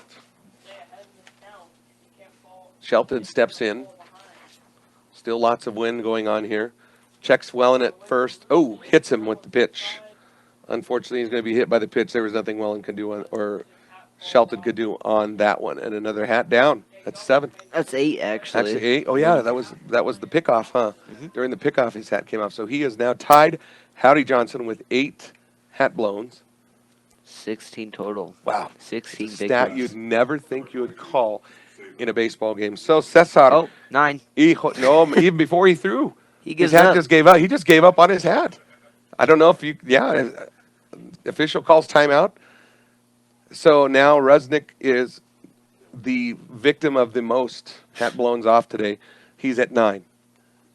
Never thought I'd chase that stat. So awesome to do. So Cesar Hinojo steps in the box. Runners at first and second. Welland's at second. Braxton Shelton's at first. Diggers lead still 11-7. 1 out. Top of the 5th inning. Here's the pitch. That's a chopper. That's going to bloop into right field with that wind. So Cesar Hinojo's easily into first, and the runners easily advance too. So we've got bases juiced here in the top of the 5th inning as big hitter Hondo Maltos Garcia steps in with 1 out. They're in amazing scoring position right now. And look how far over that left fielder is playing. Yeah, he's playing quite far left, almost to the line, so that left center field is wide open. First pitch to Hondo Maltos Garcia is a ball. Number 10 on the hat. He's about ready to give up on this hat. I know. Yeah, I mean, he's even tightened it. Poor kid can't even keep it on, so unbelievable. So here comes the pitch from Rusnick. Maltos Garcia watches it go in, but it's going to be a ball. Curveball that just missed. A little bit of off speed on that as well. 2 balls, no strikes, 1 out. Top of the fifth, bases loaded. Here's the pitch. That's in there. Outside corner, strike one. So 2 balls, 1 strike here in Kersey. As here's the pitch from Rusnick, and that's high and making it 3-1. This is going to be a difficult pitch for Rusnick, as it's been a battle for him for all pitchers today. Every single one of them. Here comes the pitch. Oh my goodness! Hondo Maltos Garcia takes it right to left center field in that gap. You're exactly where you called it, and he's going to easily get it first. And Welland's going to come in and score. They had to hesitate for just a minute. Wasn't sure if that was going to happen or not, but it was able to go. So Kyle Welland was able to score on a bloop to left field from Hondo Maltos Garcia. Braxton Shelton is at third, Hinojos is at second, and Hondo Maltos Garcia is at first. Bringing in number 6, Ivan Cardenas. As Rusnick, victim again of the hat blow, pitcher has to call, or the umpire has to call time. So that's 11. 19 total. Whoa, shortstop is a victim now. So we've got double hats down here. I mean, it's more exciting than a football game, watching these hats getting blown off. Broncos are a total of 20 hats blown off. I think B-Diggers are at 2. Yep. Here goes the pitch to Cardenas. And that's a ball, and guess what, Dylan? What happened? His hat's making its way to Texas. Strangest thing I've ever done in my life is right here. You can say you were a part of it, Dylan. My grand scheme. Here's the pitch for Rusnick. Swing and a miss for Ivan Cardenas. 1 ball, 1 strike, 1 out. Top of the 5th inning. Diggers did get 1 run in this inning so far, 12-7 leading. Here's the pitch, and it's going to be a bit high, and that's going to be 2 balls and 1 strike. Runners at first, bases are loaded. Shelton, Hinojos, Maltos Garcia, all on a bag. Here goes the pitch. Little bit low and outside. 3 balls, 1 strike for Ivan Cardenas. Not only has Rusnick had to battle his hat, he's had to battle the winds today as well against his pitches. There's a foul ball off from Cardenas right over the press box again. Probably my car is another victim as we're at full count. Bases loaded, 1 out. Here's the pitch from Rusnick. Outside and walks him. So Cardenas gets a base on balls, scoring in a run for the Beat Diggers as Shelton is able to cross the plate safely.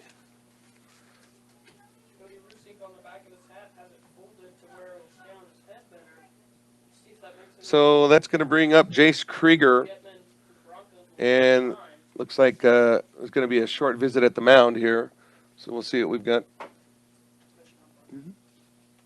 The Brush Post-Game Show is brought to you by... This one. Oh, yeah. Sorry. Excuse me. Fill up your cooler and gas.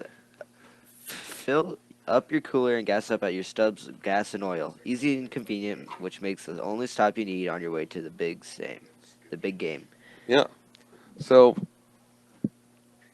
strangest of strange events here in Kersey.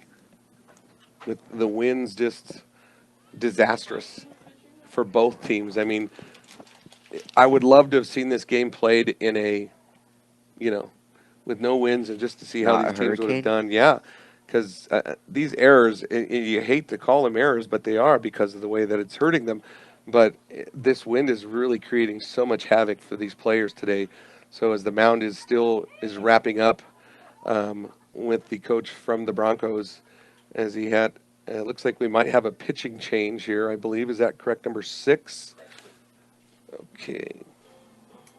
Sorry, I'm trying to get that. So Preston Hofer is going to step in on the mound. So this pitching change is brought to you by State Farm Insurance. Like a good neighbor, Greg Mullen and his team are there to make the insurance world easy for you. Call them today, 842-4555. We're going to take a short break then while we let Hofer get some warm-ups in. So you're listening to Bee Digger Baseball. Our score 13-7. Bee Diggers lead this one on 1010 KSIR, KSIR.com, and the Eastern Plains Sports Network.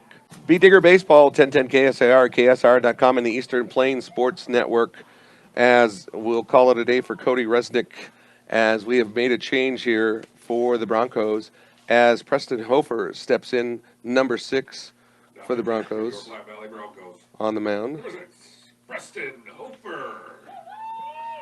as he's going to face Jace Krieger here in the top of the 5th inning, 13-7. Beat Diggers lead this one. 1 out is our situation. Bases are loaded, so Krieger's got an opportunity here to make it even bigger for the Beat Diggers. First pitch is a strike. So Krieger steps into the box, gets his footing. Here's the sign. Preston Hofer's delivery fouled off by Krieger. Krieger actually started running because he wasn't sure if that would have been blown back in. Normally you would never run that because it was like so far off, but even the coach was like, start running. So it was crazy. Yeah, I'm serious. In this day, in the weather we had, the weather events, he could not, yeah, he had to run. No choice. So 0-2 pitch, severe wind blowing in right there as Hofer throws it in and into the dirt. And that's going to be a ball. 1 ball, 2 strikes, bases loaded, 1 out. At first, we've got Cardenas. Maltos Garcia is at second. Cesar Hinojos is at third. Hofer takes the sign. Here's the delivery. And Jace Krieger rips one hard deep into left field. That's going to roll off against the fence. Hinojos is going to cross the plate. Coming in is Hondo Maltos Garcia as Jace Krieger helps himself by getting a double. That was a really great hit. The wind took that one again. 320 right on the wall. And I don't even know what to say anymore. This wind is just taking all the balls. It has made every play almost impossible. If you hit it to the fence, you have made it difficult for any other team. Same with both Platte Valley or Brush. If you put it into the fence, they're going to have too much difficulty to try to get that in. Looks like we've got a courtesy runner. Is that correct? Is that Austin Sisk is in at second as Caden Lefevre steps in to the box, takes his first one as a strike from Hofer. Here's the delivery again from Hofer. And a bit in the dirt as runners remain at second and third. And that's going to be Austin Sisk is at second. And Ivan Cardenas is at third. This team is so heavy on seniors that Austin Sisk comes in and runs and helps out as needed. So there's a swing and a miss for Caden Lefevre as he's down on the count. 1 ball, 2 strikes as a 500-mile-an-hour wind gust just goes through the infield. And there's another pitch. Lefevre bloopers this one into right, and it is just blowing all over the place, and it finally lands right center field, and that's going to score Ivan Cardenas. And Austin Sisk is going to advance to second, and safely in at first is Caden Lefevre on the blooper to right field. Bloopers are everything today. If you send it to the fence, it's even worse, huh? Oh, yeah, definitely. So Caden Schwinn steps in. Beat Diggers lead now 16-7.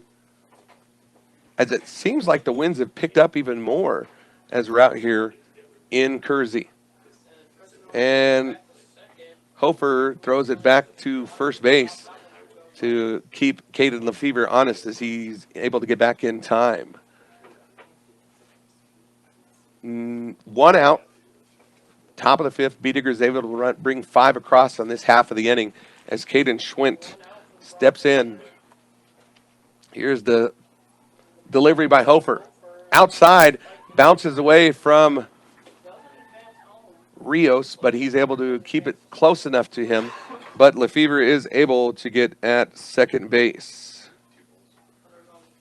On the, I'm going to call that a wild pitch. What do you think? Yeah, I'd say Wild so. pitch? Okay. So Lefevre down 2-0, or up 2-0, takes a swing and a miss for his first strike. Yep, we just had a brief tornado touchdown here. No, I'm just teasing everybody. It was not. But the way that these winds circle up here, I mean, it is incredible. So here's the 2-1 delivery swung on and missed. There's a play at the plate. Sis gets tagged out as he tried to take the extra base to home. So, and that was actually unassisted for Rios. So Austin Sisk is thrown out at the plate. Shouldn't he just hit the bat on his head? I don't know if that's like a good luck thing or if. Yeah, I don't know. And we've got a quick visit here from manager of Platte Valley as he comes out to discuss. He's asking something about Caden's bat.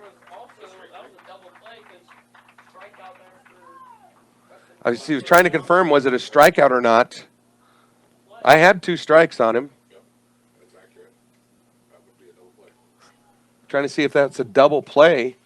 And right now there's a conference both sides. We're trying to figure out a little bit of a mess here. They're saying that Caden Schwint had struck out. And there's nobody on the field, literally. And both dugouts are still waiting to see what the official call is. Christian Valles comes out for the Bee Diggers to have a little chin wag with the home plate umpire. So we'll see. Both coaches are now discussing with the umpire to see if what the count was, verifying, just trying to see if we've got the correct call. Again, Platte Valley said that it was a 3rd strike on Caden Schwint. And Brush is saying, no, it was not. It was only a 2nd strike. So we're trying to get this all deciphered out. So Western Engineering Consultants, engineering and consulting services for all your projects, strong commitments to their clients' needs. Set them apart. Get your project started right away with Western Engineering Consultants. So after the brief conference, they have decided that it is 1 ball, 2 strikes for Caden Schwint. So it is not a double play. Strange. Oh, I don't think I've ever seen that before. Wins, hat blown off, lost counts. I mean, yeah, every little bit of strangeness has happened today. So both teams agree. Caden Schwint steps in the box as Preston Hofer delivery liner up into left field, and it is all the way to the fence as Schwinty turns to second, goes to third. Oh, he might get lucky with the bounce. No, Schwint is able to slide into third head first and gets himself a triple on a rope. That was an amazing hit, especially after he just almost got struck out and lost count. But I thought that was over for a second. Yeah, the way the winds are blowing, I sure thought that might have been able to go over, but it literally hit the fence and bounced off at 320.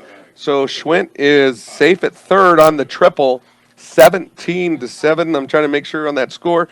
I think we're there at 17-7. And, victim. Oh, there goes the hat. Yep, this hat, Preston's got a smaller hat, so that thing's really taken off deep. It was saved by the second baseman as it was heading towards center field. So Ty Griffith steps in. Into the top of the 5th inning. Bee Diggers have scored 7 so far. 7. Oh, nope, I think I missed Austin Sis. I counted his, so my apologies. 6. I started counting Austin Sis' run there, but sorry, that did not count. He was tagged out at home plate. So the first pitch into Ty Griffith is a ball. 1 ball, no strikes. Griffith's up for the 5th time today. And a swing and a miss for Ty Griffith. 1 ball, 1 strike.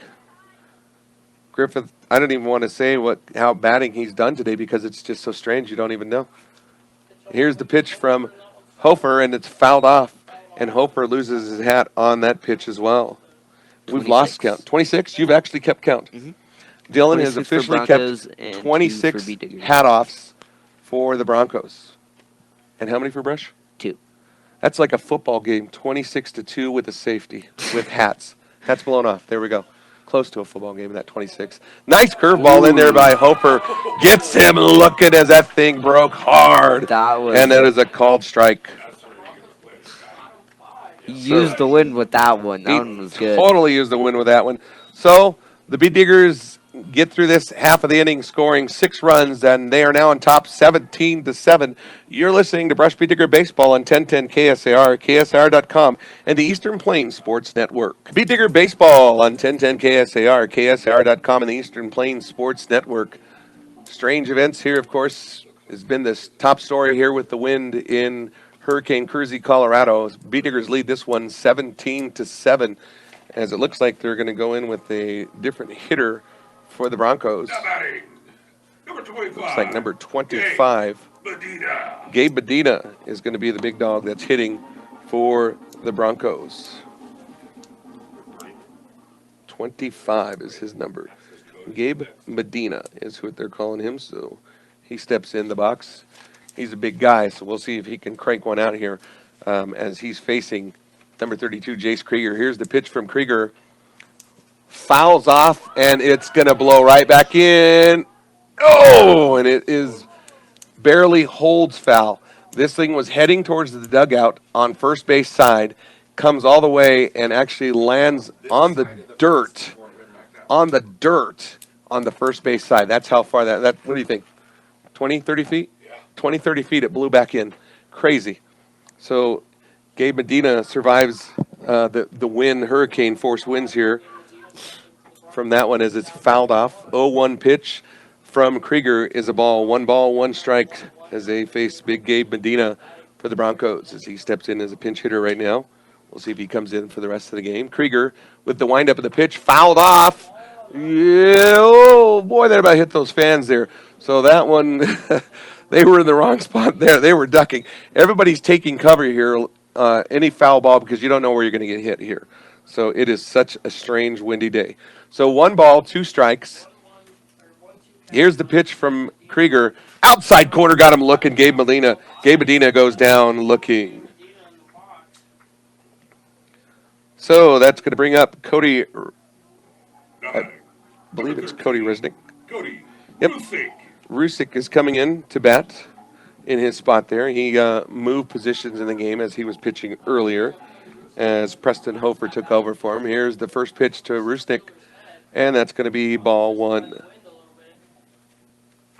That's tough for Gabe Medina to come in and swing when he hasn't had any chance with the wind and everybody else has had a chance to see what it felt like. Like that? Yep.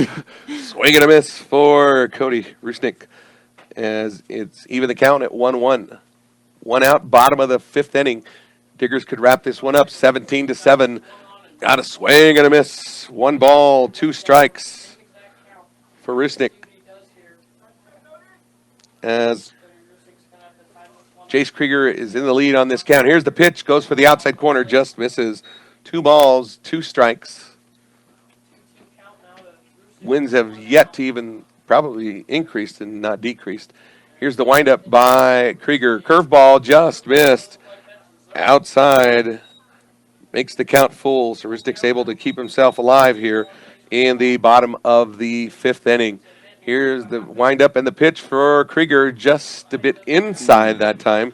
So a base on balls for Rusnick as he's able to get to first, and it looks like Zach Wymura is going to come up to the plate with 1 out. Zach Wymura. Bottom of the 5th inning, Broncos down to the Beat Diggers 17-7. Wymura steps into the plate. Lead from Rusnick as he's at first. He takes a look. He's got some long legs, big tall kid. I wouldn't be surprised if they got him to take the steal. And especially with the windy conditions, it's going to make it harder for Ty. So Rusnick is first pitch, I apologize, to Wymura is a ball. Here's the sign from Griffith. Here's the pitch, Krieger, and it's in the dirt as it looked like Griffith might have done a snap throw back into first. So Wymura steps into plate again. 2 balls, no strikes, 1 out. Game time now has been almost 2 hours here with the winds. And there's the pitch, and it's hit by Wymura into left field. And, it bounces out of Caden Lefever's glove, but nobody is able to advance on that one. So runners will hold at first and second. He didn't even know the glove or the ball was out of his glove. He was really about to throw air. Yeah. I mean, the wind. Did you see it throw it into his glove? I mean, the bounce is. Braxton's looking back like what? So it's kind of a strange another event here unfold. So Preston Hofer steps in, who's pitching currently for the Broncos. First pitch by Krieger is up and away with one out. Bottom of the fifth inning, 17-7. Broncos have runners at first and second. Resnick at second, and Waimura is at first. Krieger's delivery, curveball in there, strike one. It's so cold for Hinojos that he's got his hoodie over his hat. That's how cold it is for them out there. Balmy 70 plus here in the box, though. Here's the pitch by Krieger. A bit high. Ball two. High Plains Bank, your friendly local community bank serving Wiggins and all surrounding areas. Found out more at highplainsbank.com. Here's the pitch from Krieger. Fouled off by, wow, check this out. Fouled off by Preston Hofer. Hits the backstop. Bounces up. Flies over into the crowd who is watching the game. And caught by a fan. Souvenir ball. Should have been a souvenir ball.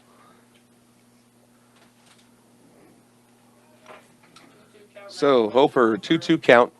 Here's the pitch from Krieger, just a bit high. Full count. Runners at first and second. Jace Krieger was able to strike out the first one of Gabe Medina, get him retired early. But since then, he's struggled for just a little bit with the windy conditions. Here's the pitch from Krieger. Outside corner, misses him, so he draws a walk. Hofer is able to get the walk. So the bases are now loaded for the Broncos.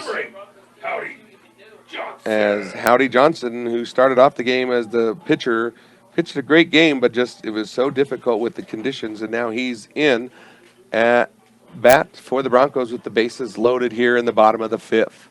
Howdy Johnson, swing and a miss for him first from Jace Krieger. Let's just hope he doesn't lose his helmet this time. Yes, he's had troubles with his regular hat all day, but his helmet has been holding pretty solid. I think that helps with the earpieces. Here's the pitch from Krieger. Outside corner, strike two. Boy, that seemed like it was a bit outside, but that umpire gave him a courtesy. So 0-2 delivery for Krieger. Time is called by Howdy Johnson as he steps away. Bases loaded. Bottom of the fifth inning. Steps back in the box. Here's the pitch by Krieger. And that doesn't catch it at all, or that doesn't hit the strike zone at all. That's into the dirt. 1 ball, 2 strikes for Howdy Johnson. Here's the pitch from Krieger. High and making it ball 2. Snap throw back to third is nothing. So full count, or excuse me, 2-2. Bases are loaded. Is Howdy Johnson battling Jace Krieger. Krieger's pitch, the delivery outside. Boy, he was way up on the count, and now he's evened it all back up with Howdy Johnson. Here's the delivery from Krieger. Swings, and that's going to be a blooper into center field, as that's going to score 1. Here comes the throw by Schwinn as he's going to third, and a second run scores, and it's bobbled a bit at third from the throw from Schwinn to Cesar Hinojos. So the Broncos are staying alive as Cody Rusnick was able to cross the plate along with Zach Waimura, and that leaves Hofer at third. And it's also a single for Howdy Johnson as he gets a blooper into center field. Morgan Community College, MCC is here to make your dreams become a reality for both traditional and non-traditional students. Check them out today at morgancc.edu. So Dave Gomez steps in here for the Broncos as the score is now 17-9. Gomez is on his 4th time at bat. He actually had an inside the park home run earlier in the game, and he got walked on his last time at bat. So 2 balls, no strikes to Dave Gomez. Game time now, 2 hours here in Hurricane Kersey. Griffith goes to the mound for a quick conference with his pitcher, maybe to settle him down a bit. I would hope so. He's getting a little anxious up there, especially with this wind. So 2 balls, no strikes. Gomez steps back in the box. Here's the pitch from Krieger, and that's high as well. 3 balls, no strikes. He has really struggled these last about 10 pitches. I probably wouldn't do any better, to be honest. So, runner threatens from third. Krieger steps, delivers. Strike 1, got it in there finally. He was able to get the composure. So 3 balls, 1 strike. He's really not worrying about the runner at third as Krieger is on the mound. Gets the sign from Griffith. Here's the windup and the throw. Delivery high, and unfortunately loses that one as well. So another walk for Jace Krieger as runners now have loaded him up. And that brings up number 4 hitter, first baseman number 2, Avery Valenciano. Valenciano has had an okay game so far. He was thrown out at first earlier from a shortstop, and then he also had a base on balls as well. Valenciano steps in with bases loaded, 1 out. Here's the delivery from Krieger, fouls it off, and rolls it to the backstop. That blooper was another beneficial hit. You can bloop and do well here. It really was. Yeah. And it dies, too, as soon as it hits. Here's the pitch from Krieger. It is high, fouled off into foul territory, and it blows back in, not into fair territory, but back into the fence. And there was no way that Ty Griffith was going to catch it. Otherwise, he'd have blown right through that fence. So it is a strike. No balls, 2 strikes. So Valenciano's behind on this count to Krieger. Krieger's got to keep his composure here, not lose him, as the bases are loaded for the Broncos. 17-9 is our score. Here's the windup and the delivery. Curveball, and he hit him. Hit by pitch for Valenciano, so that's an easy run-in, easy score for Hofer as he crosses home plate. And Howdy Johnson is at third. Davey Gomez is now at second. And Valenciano is at first after the hit by pitch. So brings in Aaron Rios, their catcher, to step into the box. He had a strikeout the last time he was up to the plate. First pitch is outside, ball 1. 17-10. And here's the next delivery by Krieger, and that also is a ball. 2 balls, no strikes. The Broncos are also in really great scoring position right here, only down by 7. So that next pitch by Krieger is just a little bit high and inside. So 3 balls, no strikes as Krieger is way behind here against Rios. Rios, bat on the shoulder, probably not going to swing at all. He makes him throw a strike, and it is in there. Bases loaded, 3 balls again, 1 strike, 1 out. We're in the bottom of the 5th inning, 3 runs have crossed for the Broncos. And there's the pitch and a swing caught by Cesar Hinojos on the grounder and throws it to home in time to save them from scoring another run. So we'll score that 5-2 for the Diggers as they get their second out, as they're able to get Howdy Johnson out at the plate. So Davey Gomez advances to third. Rios is at second. Valencio's at second.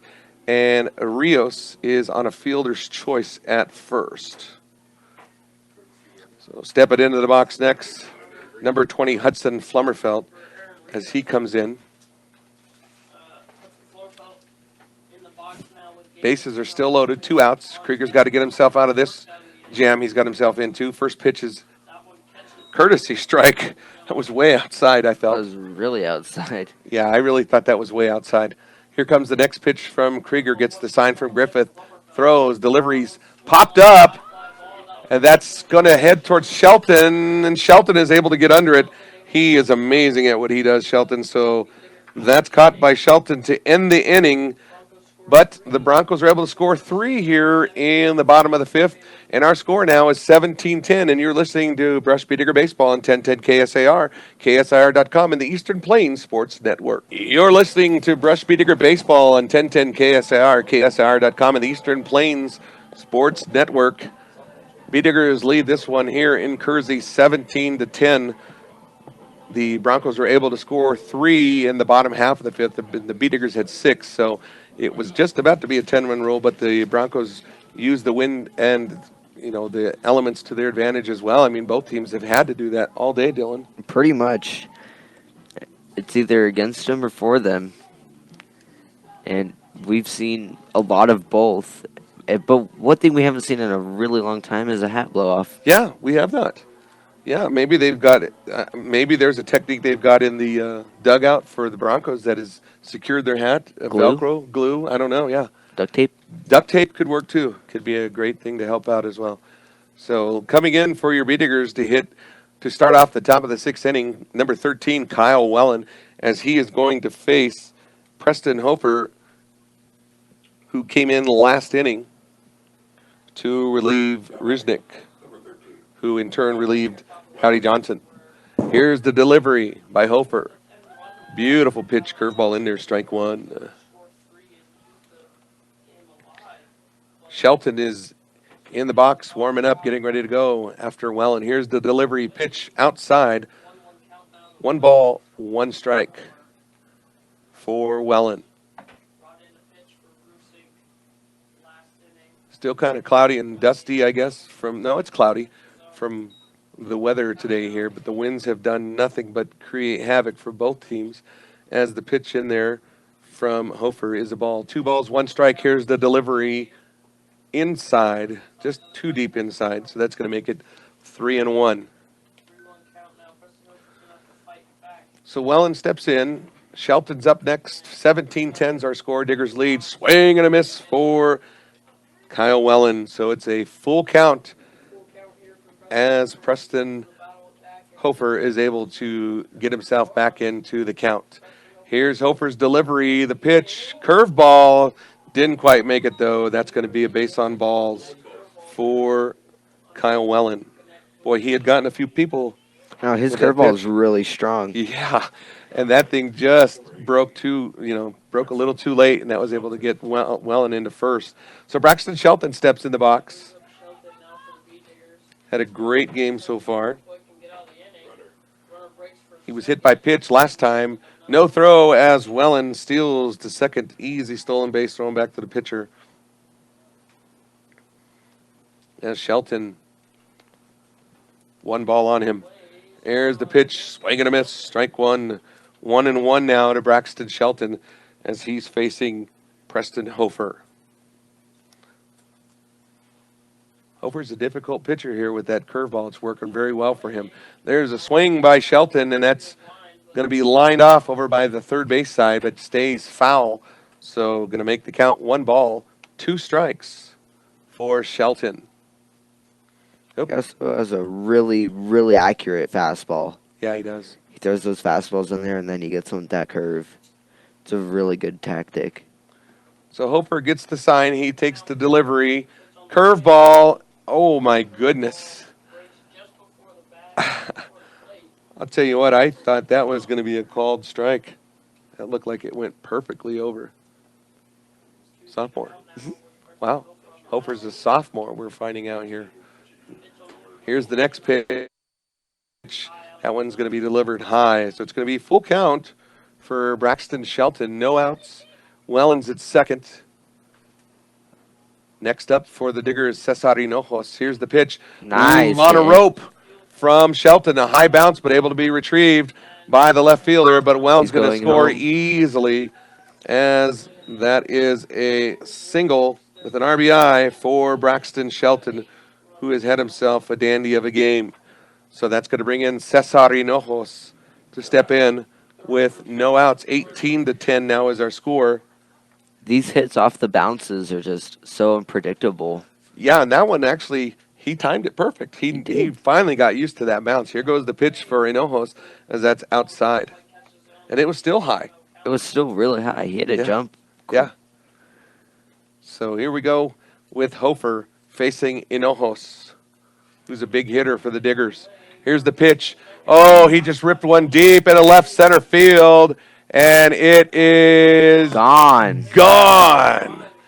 Off and out of here. Cesar Hinojos takes it deep in the left center field and able to score himself with a home run and able to bring in an RBI, closing in with Braxton Shelton. So a great second pitch swing for Cesar Hinojos with a homer. That was a really, really clean hit, and like we said earlier in the game, that wind was definitely carrying it all the way out to, I'd say, 330-ish. Yeah, ish. I like the ish part. That'll work for me. Ish. Yeah. There is a hole out there in that left field. I think that's just the netting though, and not the actual fence. So Hondo Maltos Garcia steps in. First pitch, curveball. Oh, he ducked away. Did you see that break in? Broke in last second. And you Lost his spoke too hat. early. You spoke too early. 27. 27 hat blown offs today. Hondo Maltos Garcia digs in. Here's the pitch from Hofer. Oh, Hondo Maltos Garcia gets a hold of this as well, but that's going to be an easy catch by left fielder Braylon Edstrom. So Hondo flies out into left field for the first out for the Diggers as Ivan Cardenas steps in to face Preston Hofer. Number 6, Ivan Cardenas. Cardenas has scored all 4 times today. He's been hit by pitch. He had a double. He has a base on balls. This is actually his 5th time up. Here's the swing, and it's bobbled by the shortstop. Throw to first, not in time. And Ivan Cardenas is safe at first on the error. Wind again? I would say so. Wind's always been the factor. I didn't see if it bounced high or not. It bounced like closer, but still came up a little on him. Bounced off like hit right on the end of his glove. So Jace Krieger steps in, inside pitch, and it hits him. So Krieger's going to go over to first as Cardenas advances over to second. And now Caden Lefevre steps in as the Diggers lead this one 20-10 in the top of the 6th inning. We could be equivalent to a Major League Baseball game on time if we keep going as the way we are. And there's another hat blown off as Hofer steps and fires, and it's outside, ball 1.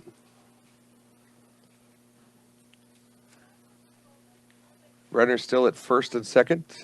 That's going to be Cardenas at second, Krieger at first. Hofer takes the sign. Here's the delivery. Flies it up way up there into left field. Wynn's got a hold of it. Oh, he had it in his glove and it bounced out. So all runners are going to advance, and there's the Wind, and it's havoc again. So Lefevre gets on first on the error in left field. And I hate calling them errors because these are some plays that these boys would make any day of the week and twice on Sunday. But unfortunately, with the winds that are occurring, there's not much they can do. So Caden Schwent steps in with the bases loaded. 1 out. Top of the 6th inning. Diggers have scored 3 so far. Brief hurricane wind blows across the plate. Schwent takes that one high and inside. Ball 1. Here's another pitch from Hofer. The delivery just a bit high. Tried for that curve, I think, there, Dylan, and it didn't quite break on him. If he can get that curve to break, it's deadly. It is phenomenal the way that thing ended for being only a sophomore. For being a sophomore especially. That's incredible. So pitch from Hofer is outside. 3 balls, no strikes. Bases loaded for the Diggers. Next to the box, Ty Griffith, who's had himself an amazing year playing so far. As Schwinny sees a strike go by him for the first time at this bat. 3 balls, 1 strike. Yes, sir. 1 out. Here's the pitch. Schwinny, Nice little little blooper. blooper to left field, but that's going to be caught by the shortstop. Uh-oh. Oh, who'd he catch looking? Krieger got caught, taken off a little bit early, able to get the double play. So the Broncos were able to stop the scoring streak of the Diggers here in the top of the 6th inning. They're only able to get 3 across. And our score is now 20-10. You're listening to Digger Baseball on 1010 KSIR, KSIR.com, and the Eastern Plains Sports Network. You're listening to Digger Baseball on 1010 KSIR, KSIR.com, and the Eastern Plains Sports Network as Joshua Lancaster has stepped in on the mound for your Diggers here in the bottom of the 6th inning as he's facing Braylon Edstrom to lead off in the bottom of the 6th inning. First pitch was a ball, but the second one was in there for a strike and a swing and a miss for Braylon Edstrom. So 1-1 pitch for Lancaster, junior pitching here for the Beat Diggers. Here's the delivery, outside corner, strike 2.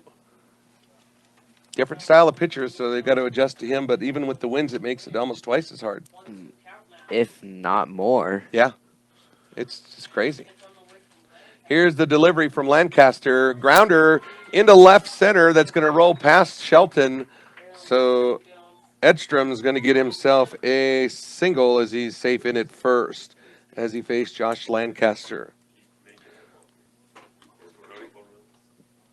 So stepping into the box now is number 13, Cody Rusnik, as he steps in for the Broncos, down 20-10. Strangest game you will ever hear on a radio, probably called by us today. We're just unique. We are unique. Here goes Lancaster, takes the sign. Here's the pitch. Oh, nice one back in there. So strike 1. As Edstrom has not a sizable lead, an average lead as he's at first. Lancaster gets the sign from Griffith. Checks the run at first. Here's the delivery, a little bit high, ball 1. I mean, you almost can't even guarantee like a 10-run rule or anything in here because of the way the events are in here, Dylan, at all. I mean, because no lead is safe at this point. I mean, honestly, you could say that this could be a 1-run ball game in the end of the inning with the way the wind is. You know? It Yeah, could no change kidding. everything. Yeah, the winds can really create so much today. So Lancaster's down on the count, 2 balls, 1 strike as he's facing as a brief hurricane gust blows here in through the infield and throws dust everywhere. Here's the pitch fouled off. 2 balls, 2 strikes. As Waimura is on the on-deck circle to come up next for the Broncos. There's the lead at first from Edstrom. Not a big lead. Lancaster checks the runner. Here's the throw, the delivery. Grounder the third, and Cesar Hinojos was unable to get that grounder as it bounced off. It looks like it bounced off his thigh as it came in, but so runners are going to be safe at first on the error of Cesar Hinojos. And again, I hate to call these errors, Dylan. Yeah, these are plays they can make any day of the week, except for this wind is just. Yeah, you can't judge anything. Nothing. Things that you're used to judging and picking up and retrieving is just not possible. So Zach Waimura steps in with runners at first and second. Here's the delivery, strike 1 by Lancaster. Waimura's had himself a really good day as well. Scored 3 times. 3 for 3, or No, he got a base on balls earlier, so let's say 2 for 2. Oh, swing and a miss for Waimura as that's in there for Lancaster. Lancaster big up on the lead here. 0-2 pitch coming. Runners at first and second. And, you know, standing out there, too, in that cold and that wind and suddenly a ball's hit your way, it's got to be tough to just make that transition. Liner stepped on. Almost got him. So we got the line drive caught by Cesar Hinojos. It was on a rope to him, and he was able to make that one. He tried to throw back to second to get Estrada, but just not in time. So runners are safe at first and second still. So Preston Hofer comes in here in the bottom of the 6th inning. Bee Diggers lead this one 20-10. So at this point, the Diggers can hold them. They would win this game here at the end of this inning. Hofer, here's the pitch from Lancaster. Strike 1. Boy, he's been really consistent with strikes. yeah, he figured out that wind Very quickly. very quickly. So Lancaster gets the sign from Griffith, checks the runner at second. Here's the delivery. Oh, he got him. Yeah, he hit him with a hit by pitch. So hopefully he's okay on that one. That kind of was high up and over in the right Middle under back. the middle back. So he was able to turn away just in time, thank goodness. So Howdy Johnson, with the bases loaded, is going to step in here for the Broncos with 1 out. Bases loaded. Yep. First and third is playing in here for the bunt. Here's the delivery. Fouled up. And it for sure went behind the booth. We're pretty positive. So it's going to be a strike on Howdy Johnson. A lot of prayers for my vehicle back there today. You picked the parking spot. Fouls it off this time. Howdy Johnson, left field. That ended up over at the football field probably. Oh, he hit a car. Oh, we got a car victim. Well, the car. 0-2 pitch coming from Lancaster. It's going to be high as he faces Howdy Johnson for the first time today. 1 ball, 2 strikes, bases loaded, 1 out. Bee Diggers lead this one 20-10. Here's the sign from Griffith. Here's the delivery. And just high as he tried to bring that back in. So it's now 2-2 with 1 out. Howdy Johnson's got himself an opportunity to bring in a run and continue this game on into the 7th inning as we're at 20-10 right now. Bases loaded. Here's the delivery. Swings, and this is going to go deep into left field. Is it catchable? Yes, he makes the catch. I don't think there's any chance of making a throw in at all with that wind. They've got to throw it against the wind. And 1 run scores as... Ooh, out at second. I missed. I took my eye off for just a minute. So Edstrom was able to score. So Broncos are still in this. Yes. So Howdy Johnson flies out to left field in a strange unfolding of events afterwards. And Edstrom scores. And then Cody Riznick tried to go back to second, and Cesar threw it back down. Yes. And it was a 5-4. So it'd be a double play, but a run scored. Never thought I'd say that in my career. 5-4, double play, run scored. 20-11 is our score. You're listening to Bee Digger Baseball on 1010 KSR, KSR.com, and the Eastern Plains Sports Network. You're listening to Bee Digger Baseball on 1010 KSR, KSR.com, and the Eastern Plains Sports Network. If you're like me, you don't do a 7th inning stretch today. You need a 7th inning nap as long as this game is gone here in Kersey, as the score is 20-11 as we are going into the top of the 7th inning. I got nothing. I'm out of ways to say how this game has I'm ready for unfolded. lunch. I'm starving to. Can't wait to hit the pizza joint here in Kersey. That's where we're going. Hopefully they're open. I don't want to be disappointed on a Saturday. So Ty Griffith's going to start us off here in the top of the 7th inning as Preston Hofer's been surviving in this high wind warning, hurricane, whatever you want to call it. Tornado. Anything, yeah. Good old Colorado. Yes. First pitch by Hofer is just a bit inside. So Griffith leads on this count 1-0. Here's the delivery by Hofer into the dirt. 2 balls and no strikes. Sorry. It actually seems like it's gotten cooler out there too with the cloud cover and the high winds. So I feel bad for those folks as they are out there. We are so blessed to be in this box with these guys here from Platte Valley or from Kersey.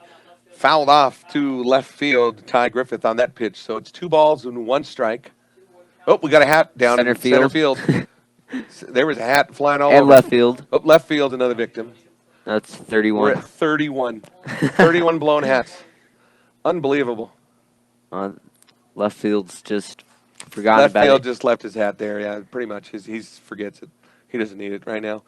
So Ty Griffith up on the count, 2-1. Oh, pitch, and is that what happens? There goes the pitcher's hat. Pitcher's hat. 32. 3-2 or 3-1 pitch now for Griffith as we're at 32 blown offs. Boy, I thought he had it solved the last inning because it didn't blow off at all, but this time. I'm telling you, duct tape fixes everything. Yeah, duct might tape pull out is a little bit of your hair, but it's go-to, okay. though. It's a go-to. Gorilla Glue. All right, here's the pitch from Hofer, and it's flown off into left field, and It's my goodness, fair. that is blown in fair as Griffith is able to round second. 3. He's going for 3. It's going to be a tough play. Head slide into third, but he's safe as the winds. The left That fielder went came up, the third past- baseman, yeah. Past the fence, back into left field. Fair. And error, left field, as much as you hate to say it, but yes. That's what it is. So Ty Griffith on a blooper just over the over third base side into center field, Made lands, and he gets a triple. And it started foul, and he's able to get in at third. It made its way like further back to left too. Yeah, and Nate Tyne now comes back in to run for Ty. So Kyle Wellen is at the plate with no outs. Pitch from Preston Hofer is a strike.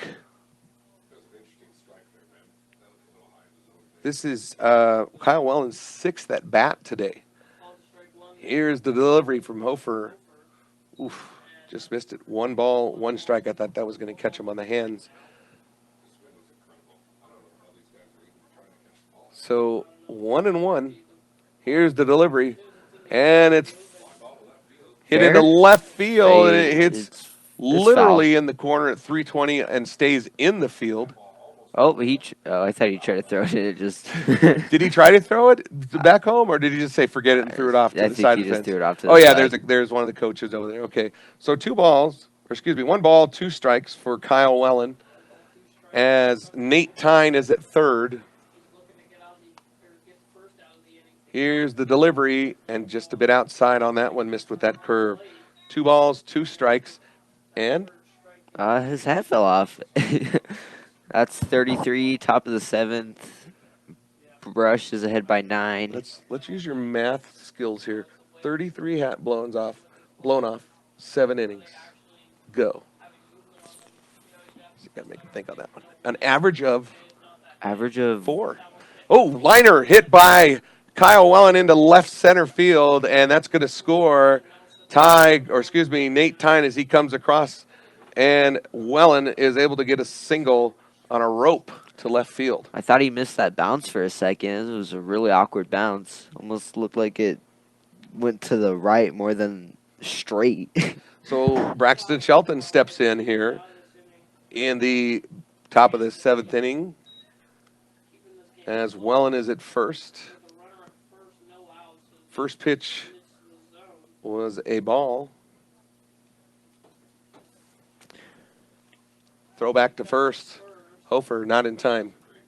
B&B Appliance. B&B Appliance and Repair, from refrigerators to vacuums and everything in between. They have exactly what you need and service it too. So Braxton Shelton up on the count. 1 ball, no strikes. Wellen's got a big lead from first. He's threatening. And there's a swing and a miss for Braxton Shelton. Runner decides not to go after the ball, bounces off the catcher a bit, but he's able to quickly get on top of it, so Wellen is unable to advance. 1-1 pitch for Shelton coming from Hofer. Here's the delivery. Runner goes. Swing and a miss for Shelton. 1 ball, 2 strikes as Wellen is safe at second. Incredible pitcher for a sophomore. And in windy conditions. I'm serious. He's done wonderful as a sophomore fighting the wind conditions. Here's the delivery by Hofer. Curveball. Chop foul. Braxton had to battle that one. He was not ready. I think he thought it was coming at him, and then that thing just had that hard break, and he was able to swing as quick as he could to foul that thing off. Hofer's got an amazing curveball. So here we go. 1 ball, 2 strikes. The delivery outside. So that makes it 2 balls, 2 strikes as that ball bounces off the catcher, and Wellen is able to advance to third. 21-11 is our score. We are pretty darn close to a football score here for both teams. As Shelton takes one deep into left center field, that's going to go all the way back to the fence with the wind blowing, as Wellen easily easily scores for the Diggers, and Braxton Shelton gets himself a hard-earned double. Great hit, Dill? It was an amazing hit. Wind took it, and he hit one in. Now they're ahead 22-11. Yeah, anything now, it doesn't matter since we're in the 7th inning. So Cesar Hinojos comes in as Shelton is at second. Shelton smiling, the second baseman smiling. They're just like us, stunned here with all the events that have unfolded. Cesar Hinojos takes the first pitch ball. As Hinojos is hitting for his 6th time also today. He had a home run the last time he was at bat. He took one deep into left center field, so we'll see if he can do it again Second pitch is in there. 2 balls, no strikes as he's facing the threat of Cesar Hinojos, number 4 hitter for the Diggers. As the Diggers lead this one 22-11. Here's the delivery by Hofer outside, ball 3. Almost feel like he's trying to avoid him because he hit. Because he hit a home run last one. Yeah, I think he doesn't want that to happen to him again because that's a tough. And that was a tough home run, and he still made it look pretty easy for that win. There's that curveball that just misses him. So Cesar Hinojos is going to get on first on a base on balls. So runners at first and second as Hondo Maltos Garcia steps in here in the top of the 7th inning. No outs. 2 runs have scored. 22-11 in one of the weirdest baseball games. I can tell you that John Beltran has never even called. Never. So I'm telling you, this has never happened, I can believe. First pitch from Hofer. Tried the curveball, just missed inside. 1 ball, no strikes. Runners at first and second. Shelton's at second. Hinojos is at first. We've crossed 2 already this inning, Griffith and Wellen. Here's the delivery by Hofer, and the pitch is high, ball 2. That looked like a really good pitch from up here, but I don't know. I think he's kind of getting a bit frustrated these last few pitches because it's just not breaking like it was earlier. Here's the pitch by Hofer, and in the dirt, ball 3. So he has thrown 7 consecutive balls here from Hofer, who's done really well for the most part. There's his curveball, just missed again.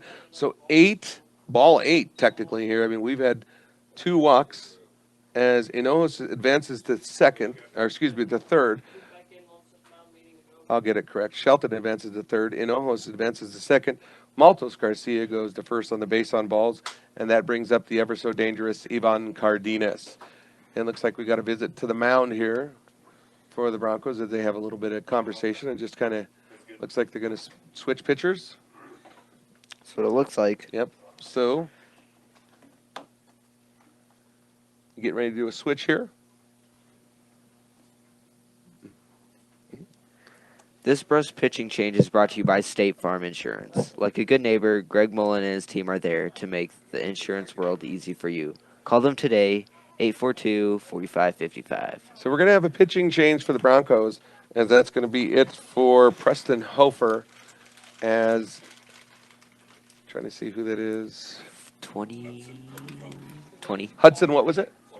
Oh, Hudson Flummerfeldt. Okay. Hudson Flummerfeldt is going to come in to relieve Hofer. So we're going to take a... Believe it or not, Hudson is a freshman. Is he really? Yeah, Yep, look at this. Really nice in here. Wow. It's actually a little Okay. warm. I made So we'll take a short break feeling. while Flummerfeldt warms up. So you're listening to Be Digger Baseball on 1010 KSR, KSR.com, and the Eastern Plains Sports Network. You're listening to Brush Be Digger Baseball on 1010 KSR, KSR.com, and the Eastern Plains Radio Network as Hudson Flummerfeldt throws his first pitch, and it's grounded, and it's not going to be picked up as 1 run scores for the Beat Diggers, and a second one goes in as Shelton is in, and Hondo Maltos Garcia is going to be tagged out at third in kind of a strange events here that just happened as we came Like from the no commercial. reaction time. No. Came from our break and first pitch. First pitch swung away there. So Ivan Cardenas gets on first on a fielder's choice, and Maltos Garcia is actually thrown out at third for the first out, and we get Shelton and Hinojos who score. So our score Brush now is in the lead, 24-11. 24-11 as Jace Krieger steps in to hit for his 6th time today.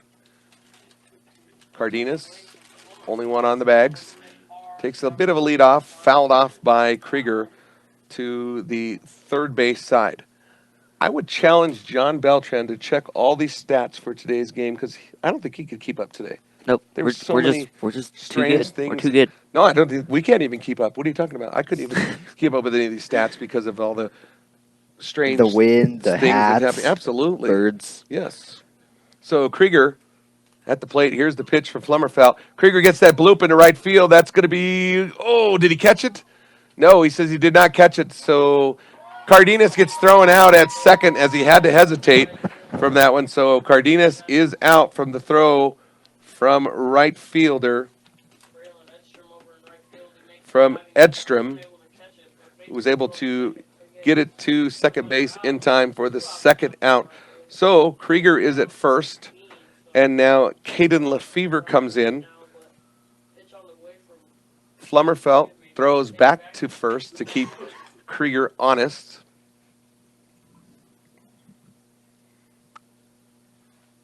John Beltran gave me a paper copy. It said, "You won't need any more," and I'm almost done. I'm literally almost out of paper here. So he jinxed me. I'm going to blame him.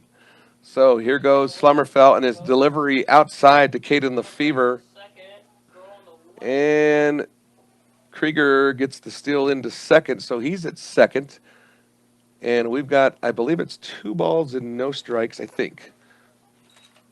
But I'm not quite sure on that one. I didn't see if that last one was a ball. So Lefevre, yep, it's 2 balls, no strikes. Flummerfeldt checks the runner at second. Here's the delivery. Nice pitch in there for a strike. Score is 24-11. In probably one of Chasa's longest ever baseball games. What are we coming up on? Coming 2 up on hours the- and 45 minutes? Yeah. And there's a pitch by Flummerfeldt, and it gets past the catcher, so that's going to get Krieger over into third, and that puts Lefevre way ahead on the count. 3 and what? Did he really?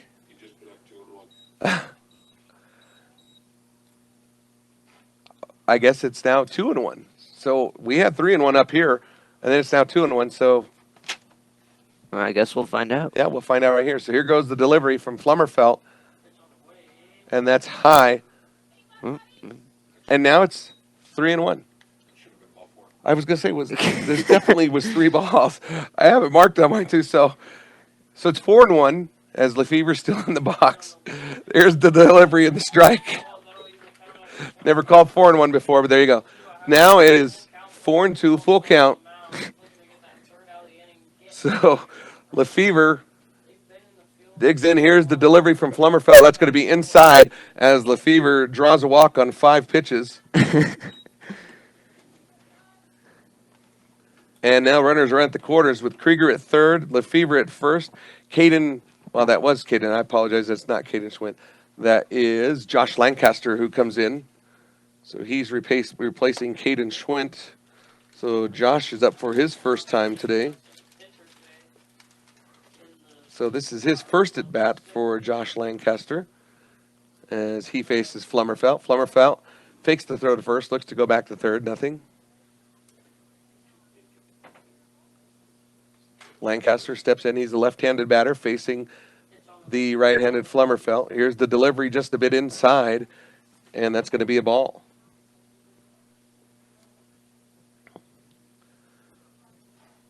So the winds have yet to change. Isn't there a song? Scorpions did a song called Winds of Change. Yes, they Yeah, did. that's so. All right. Pitch is outside, and that's going to be 2 balls, no strikes for Lancaster as he's facing Flummerfeldt for the first time. Lancaster is pitching now for the Bee Diggers. Well, just finished pitching, I guess. And there goes the runner. Lefevre into second, but the throw over to third for Krieger is not in time. So Caden Lefevre, 2 outs, brushes up 24-11. no lead's a good lead, though, with this win today. So Lancaster has a 3-0 pitch, and it's going to be left high, so he's going to draw a walk. So Lancaster's first at-bat does not count as he draws a walk. So I'm on to my last squares here on my scoring card that John Beltran gave me. Never thought I would get to this, but here we go. Ty Griffith is stepping in.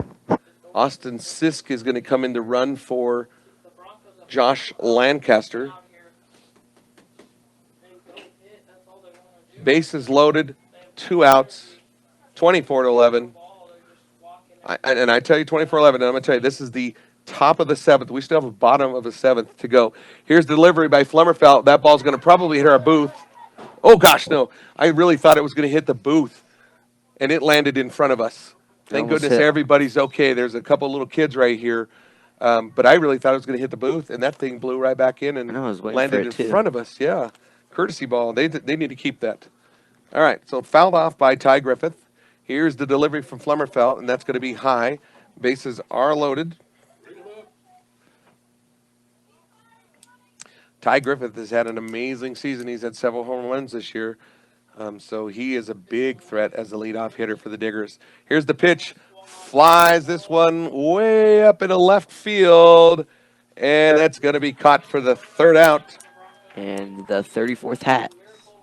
34th hat blown off here. So, wow. 4 runs cross the top of the 7th inning. Beat Diggers lead this one 24-11. And we are really, I'm not kidding you, we're really going into the bottom of the 7th inning.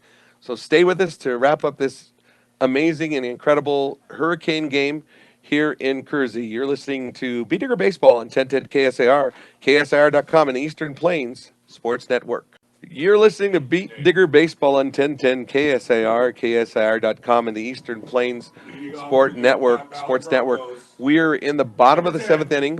We're almost at 3-hour game time. NASCAR is even probably faster than what we have been when it comes to time frame. And here we go in the Hurricane here in Kersey as Josh Lancaster faces Dade Gomez as he hits it right back to Lancaster. Easy play at first for the 1-3 out.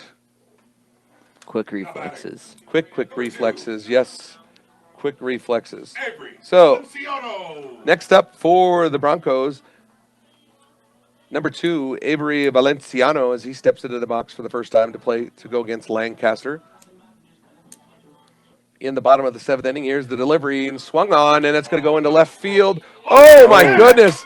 It went over Krieger's head, and it's all the way to the wall. And we're trying to see Valenciano is going to third, and they're going to hold him up there. An error on Krieger, who was in center field. He took steps in to catch that as a normal routine, but the wind just took it away again, Dylan. First step's always back.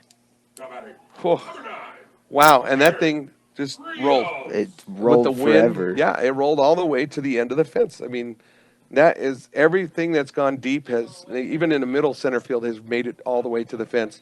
So, and Aaron Rios comes in for the Broncos as at third stands Valenciano. 1 out, bottom of the 7th, 24-11. Here's the delivery, swing and a miss.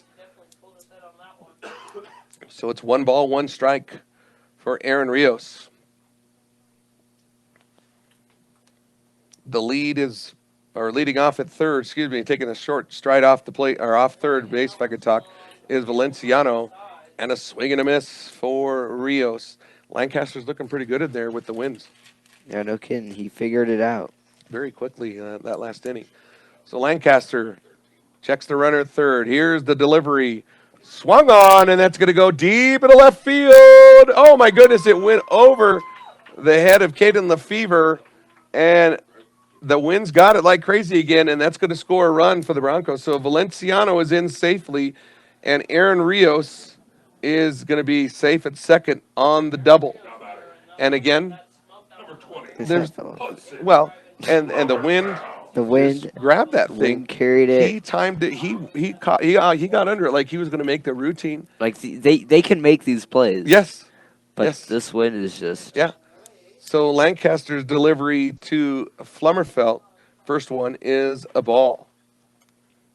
Yeah, if you're a scout for a college team, this is not the game you want to watch today because you would see some different playing out there. So, yeah, I would feel bad for these guys. Here's the pitch from Lancaster. And that's also going to be high, ball 2. Runner at second.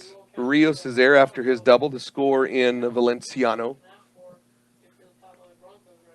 Here's the delivery from Lancaster. A swing and a miss. Strike 1 for Flummerfeldt.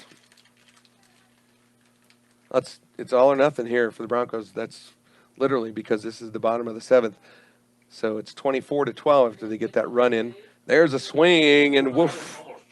Almost hit the coach. Oh, goodness. Coach from Platte Valley had to dodge, duck, dip, dive, and dodge to get away from that one. The 5 Ds, I'm glad he remembered them, as he's okay after a 2-2 count. 1 out. Here's the delivery right down the line, and that's a beautiful hit by Flummerfeldt, and that's going to roll deep into left field. as easily coming in as Aaron Rios as he scores, brings across the 13th run for the Broncos, and Flummerfeldt is safe at first.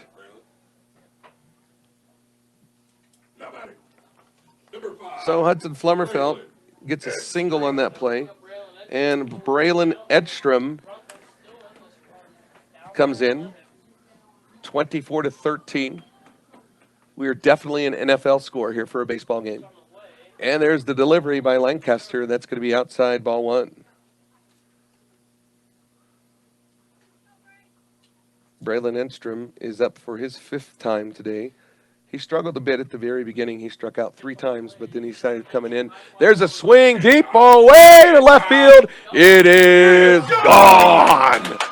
Wow. Wow. Braylon Edstrom homers it late here in the 7th inning. We are going into an 8th inning. We better know. We can't. We No, can't? no. We're leading 24-15. So, yeah, they got to do it this inning or we're done. So, 7 innings in high school. Oh, I thought it was. I know you're ready to go 9 innings. Don't I was ever like- ever give us longer of a game, Dylan. Ever. So, 2 more runs crossed. 24-15 is our score. And I'd say about 335. we have 39 runs that have crossed. And how many hats have been blown off? 39. We're tied. We have tied with the blown off hats to the total of runs we have today. So next in is Cody Rusnick, right? Rusink. Sorry, I'll get his name right. I've been bombing his name probably all day wrong. So the first pitch is a strike. Here's the next one from Lancaster. Swing and a miss. 0-2 pitch for Rusnick. As he's down early on the count to Lancaster with 1 out. Here's the delivery. Swing and gets him out for strike 3. 2nd out for Lancaster. 1st strikeout for him in the game. So 2 down. Zach Wymura is coming up to the plate. Rally caps for the Broncos, hoping they can get something here to get back into this. It's 24-15. Nobody on the bases is Wymura's by himself. Here he goes. Here's the pitch from Lancaster in the dirt. Ball 1.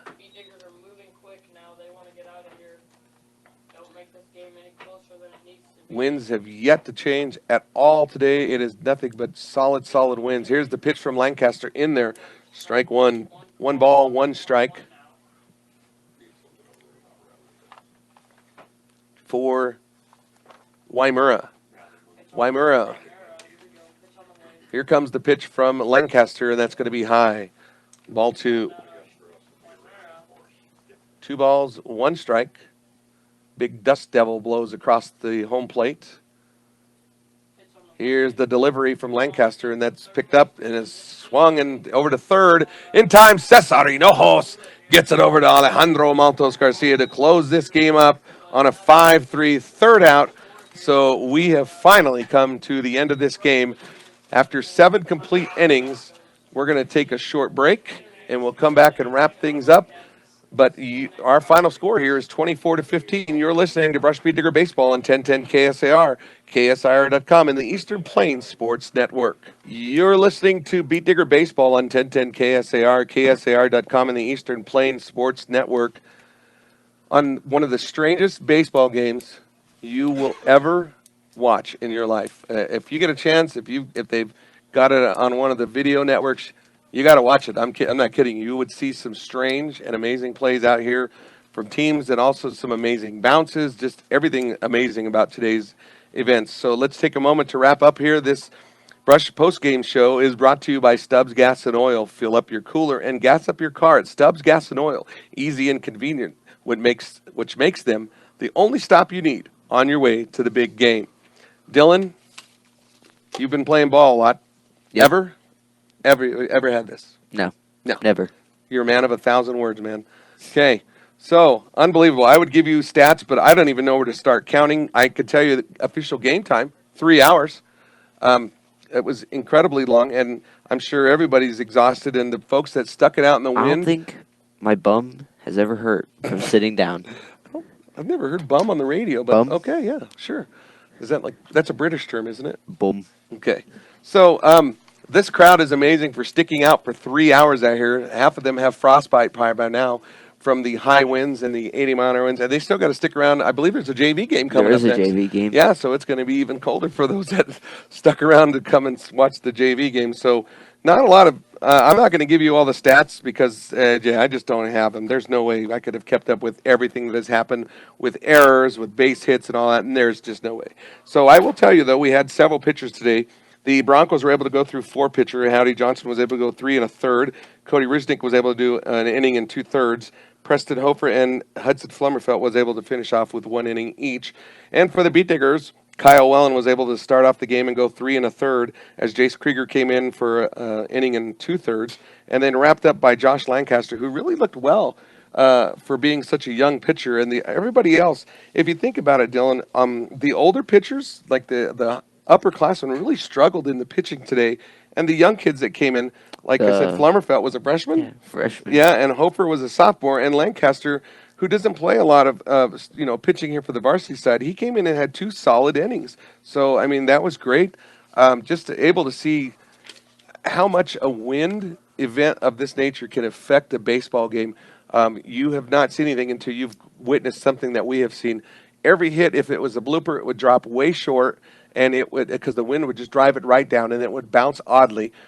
Every hit that was hit to outfielders, they couldn't even field it because a lot of times it would bounce in front of them or it would bounce so high over them, and then it would just roll and roll and roll. Every hit that was deep went to the fence line. So I felt bad for both teams. It looks bad on the books. It looks like an ugly baseball game. But if you're out here and you see what we have witnessed, you'll know that there is nothing that these guys could have done. Anything? No, not at all. Unless they could bend the air, Yeah, yeah. And the wind never ceased out here the whole time. So everyone, I just want to say thank you. I know I'm not the old John Beltran who's out here to do this, and I'm glad that he gave me the opportunity to come out here and call the game. But I'm going to really give him a hard time for putting me in probably one of the strangest, oddest baseball games that you will ever call. So unbelievable. So we're going to wrap it up here. So I just want to say the sound engineer and producer of Brush Beat Digger Baseball's Rose Condos, I appreciate all that she's done for me. I'm Paul Acosta, along with Dylan Crubb. And the final score, your Beat Diggers are victorious on the strangest game you'll ever hear with a final score of 24-15 in 7 innings. And you've been listening to Brush Beat Digger Baseball on 1010 KSIR, KSIR.com, and the Eastern Plains Sports Network.